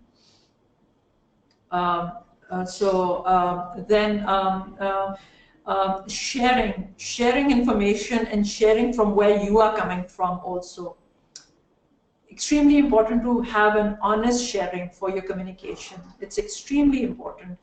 You need to share what you're feeling, where you're coming from, what are the facts, why you are saying something. Come with the context also. That's important. Then be an active listener also. And we all have read this, or time and again we sort of look at we read that we need to be a good listener, and being a good leader is about having good conversation, good listening skills also. So being an active listener goes where the focus is, participating in a conversation also. An active listener and an active speaker has a conscious intent also. When we go into a conversation and a communication, we always have an intent. This intent could be to understand each other. This intent could be to know more about the other person, more about the situation also. So understand consciously that what is the intent of your conversation, of your communication also, and keep that in your mind when you're having that conversation, when you're having that communication. And if you do that actively, then the quality of your communication will definitely enhance, and you will have your conversation, your communication going in the right direction also. Yeah. And of course it goes both for the listener as well as the speaker also, all the participants of the conversation. So I think with these tools, I think almost towards the end of my presentation, and I will then leave you with this compass of leadership journey, and this is something that you can look at, that what is the compass of your leadership, what are the things that you need to have in your life to be a good leader, to be a transformational leader, and be an authentic leader.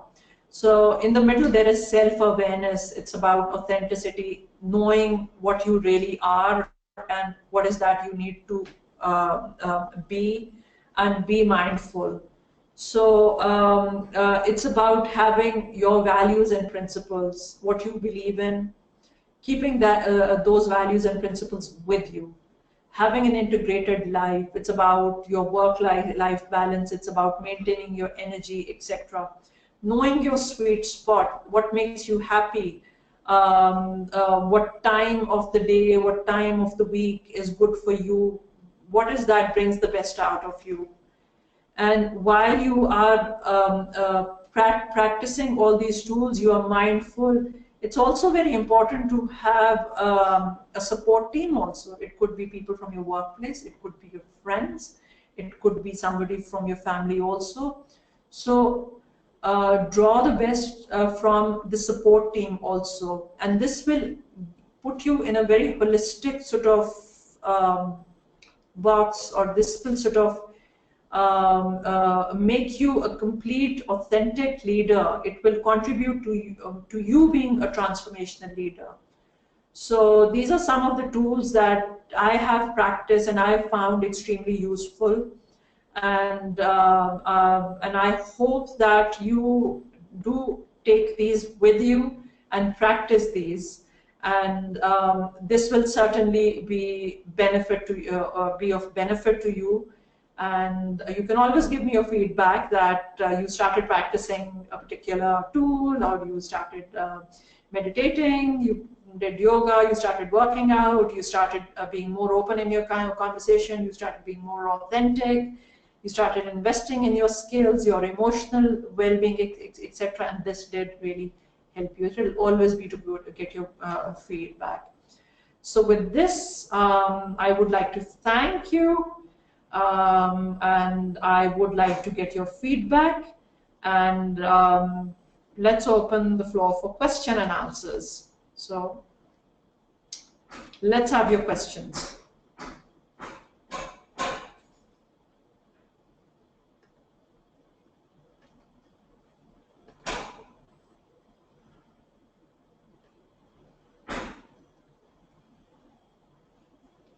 So there's a question: what does a sweet spot mean? Is it this one's strengths? Yes, it is what brings the best out of you. It is like it could be like something that makes you happy. This is yours. This is something that contributes to your well-being. It could also be that a certain time of the day you can work better, so you can organize yourself. So that's the time when you will be in your best shape mentally, physically, and you can do the best. All right. So there is a question about what is neuroplasticity. I did mention it. My apologies. I forgot to mention it. So neuroplasticity plasticity is a concept that your brain has a certain space. So I'll explain to you in simple words. This is how I understand also, not being a neuroscientist myself, but plenty of things that you can read up about it. So neuroplasticity is about your brain has a certain capacity. Now, if you challenge your brain, and if you like your brain is, imagine the brain like a recording machine. So the brain has certain information and knows certain patterns. You can increase your brain's capacity to be more creative, more agile by doing certain activities. So one of the activities that I got to know about is that if you train your brain to learn something more interesting, more creative, then it will help you with your other skills also. Your cognitive flexibility, your cognitive thinking, your judgment, and also helps one to have better brain agility for a longer life as well.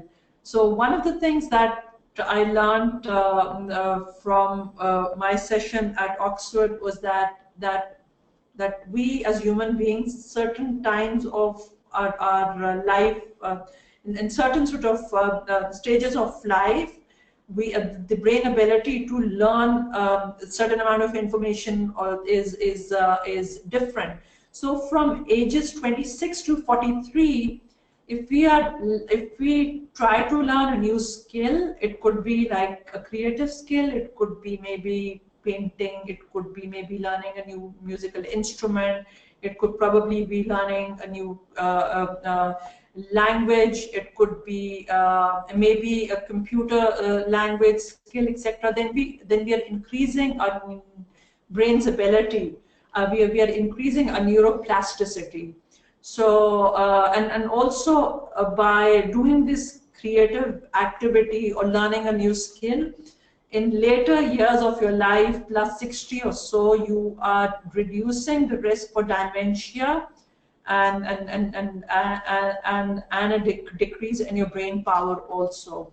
So this is something that I can explain to you in simple words, and there are resources, some of the resources that I've shared, and you can sort of search for this more and learn more about this concept if that interests you. Yes, okay.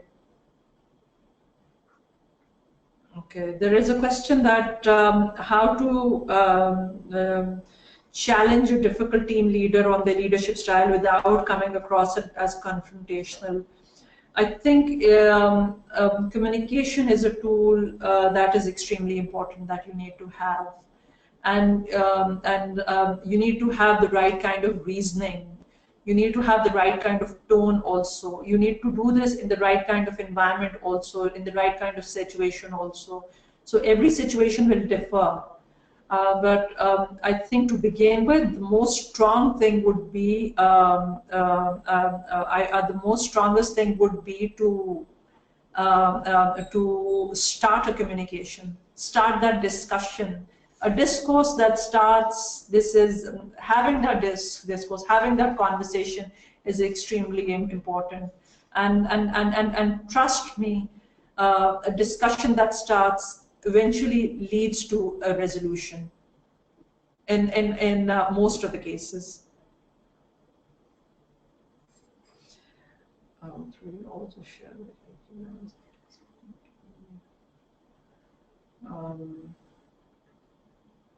all right, so some people are asking for information about the previous webinar also, and perhaps this as well. So Harun will, like he said, that the links will be shared with you for all these webinars, and you will have this.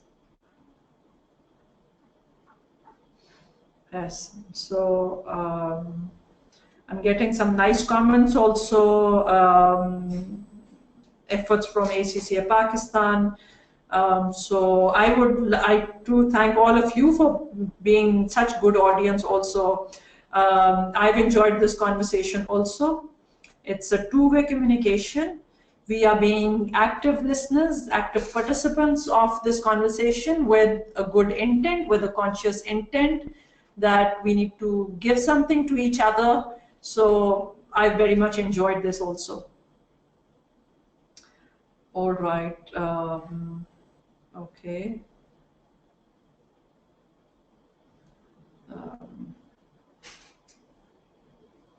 There are comments about Harun and his team. Yes, Harun, thank you so much. Of course, with your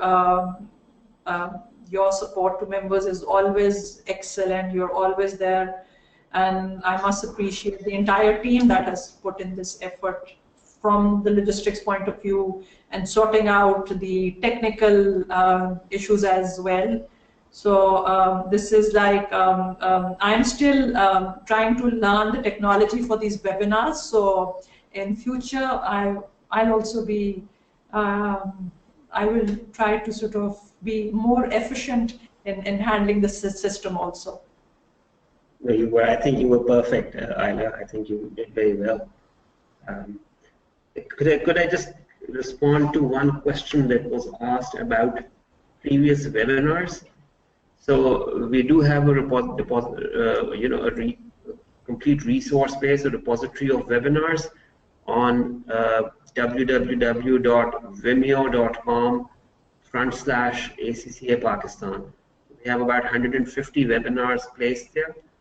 If you ever want to visit any of them, by all means. At the same time, we do have a video channel on GoToWebinar also. So that again is something that you can access. We are now increasingly going on to YouTube with our videos, so you should find some of our videos on YouTube as well. So all three channels are available. If you require the presentations, etc., or the handouts that were shared at these webinars, at any of these webinars, you could always send me an email at members.pk@accglobal.com or harun.john@accglobal.com. Yes, Ayla. So are there any more questions that you would like to respond? I think, yes, most of the questions I think have been answered. Now there's one I see. Can you please share the website name, what you just told us? So the website that I told you was Tara, TARASWART.com, Tara Swart. If you were asking about the neuroscientists website's link. And then obviously we've referred to a few links in this presentation. First was the Ernest Shackleton video that we played. So that's something that you can look at. Then we've shared the neuroscientist link, then some others as well. Yeah, so they're all in this, and we can share them with you. And like Harun said, this will be available on the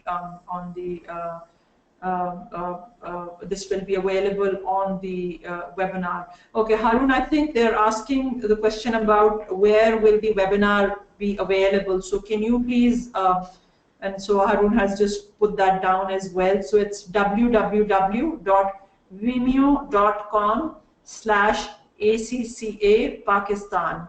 So this is where this webinar and some of the other webinars, in fact, there's a big depository of webinars, great amount of interactive knowledge resources are available. So yes, so yeah. So I think we are almost getting close to our time as well.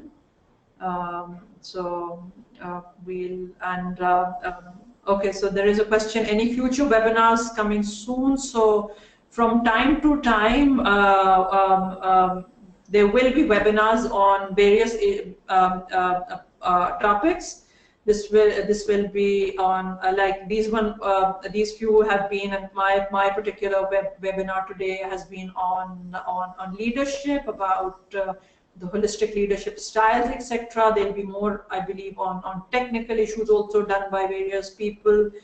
I believe Harun has got a calendar, and there'll be more webinars that will be coming up. You can please give your suggestions, which areas of webinars you would be more interested in. And of course, the team here, Harun's team, and this is for not only for members in Pakistan, elsewhere also, everyone here. We have an audience from the entire Manasa region. So something that's relevant to your area, etc., where you feel you would want it, you would want more input.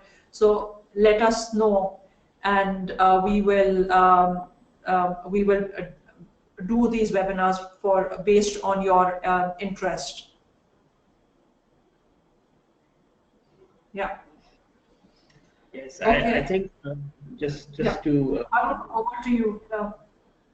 Thank you, Ayla. Just a couple of thoughts. We have already shared a calendar with most of the members for the rest of the year. And when I say year, that means 1st of April to 31st of March. That's the calendar year that ACCA follows. The topics that we're going to have webinars on are technical, which would mean taxation, which would mean financial planning, budgeting, which would mean IFRSs, and so many other technical subjects, financial analysis, financial modeling, etc., so on and so forth. So all of them are going to be there. In addition, this time around, we do have a very, very keen focus on personal effectiveness. So a lot of webinars are going to be conducted on soft skills. So right now, we're offering a series of leadership-related trainings. This was the second session, second webinar on leadership. Tomorrow, we're going to have one on managing people. But going forward, there are going to be many more webinars around, around soft skills. Thank you very much, Ayla. You were talking about my team. When I say my team are all the members around Manasa. And just like Ayla, you yourself, you volunteered, you came in, you said you wanted to talk to members, talk to them about leadership. And that was such a welcoming thought, and I immediately latched onto that opportunity of having you on a webinar. Similarly, I've been approached by a member from Nepal who wants to run a session on ethics and money laundering. So my team actually is all the members in the Minasa region. So if any of you have got ideas, expertise in any subject, please write to me immediately. I will work very closely with you and try to add more topics to our calendar of webinars.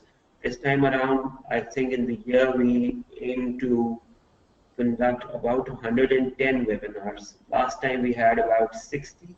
This time we're going to have about 110 webinars. And like I said, we have all these recordings available on the video channel that I've shared with you. So all of you are more than welcome to go back and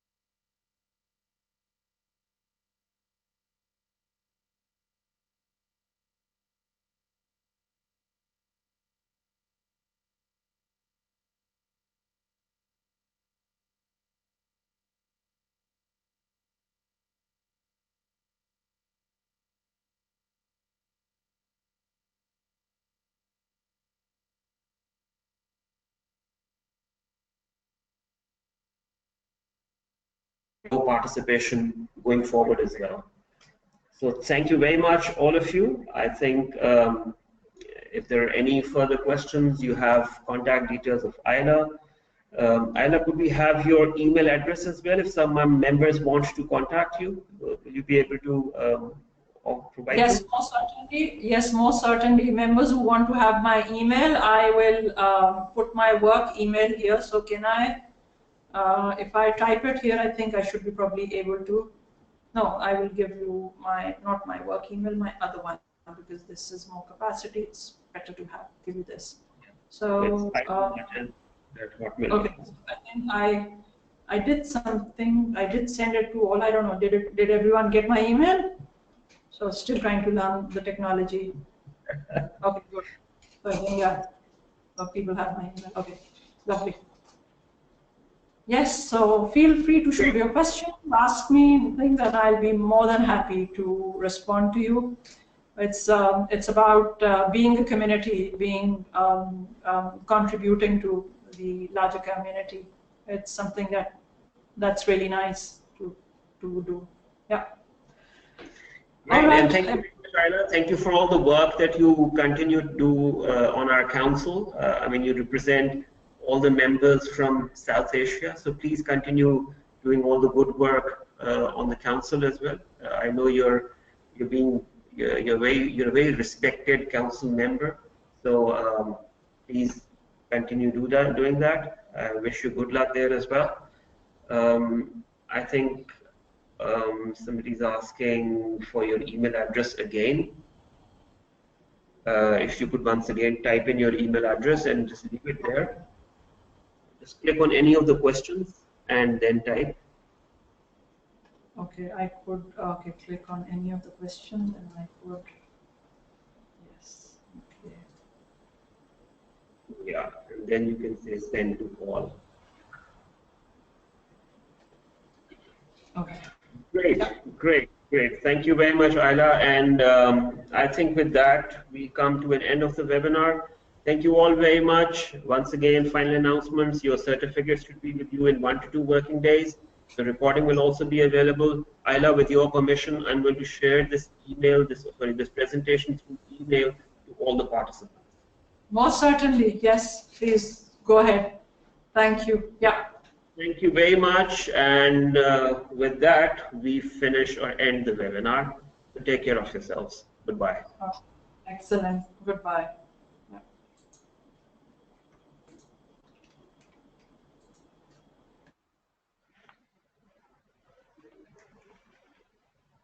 जी आप mute कर लें पहले. Okay, all right. Okay. Great, fantastic. I think it went very well. Yeah, we're still getting comments. Thank you. Goodbye. Excellent work. Fantastic. Yeah. Definitely, most definitely. I think the audience was active. I think they were responsive. मेरा ख्याल है काफी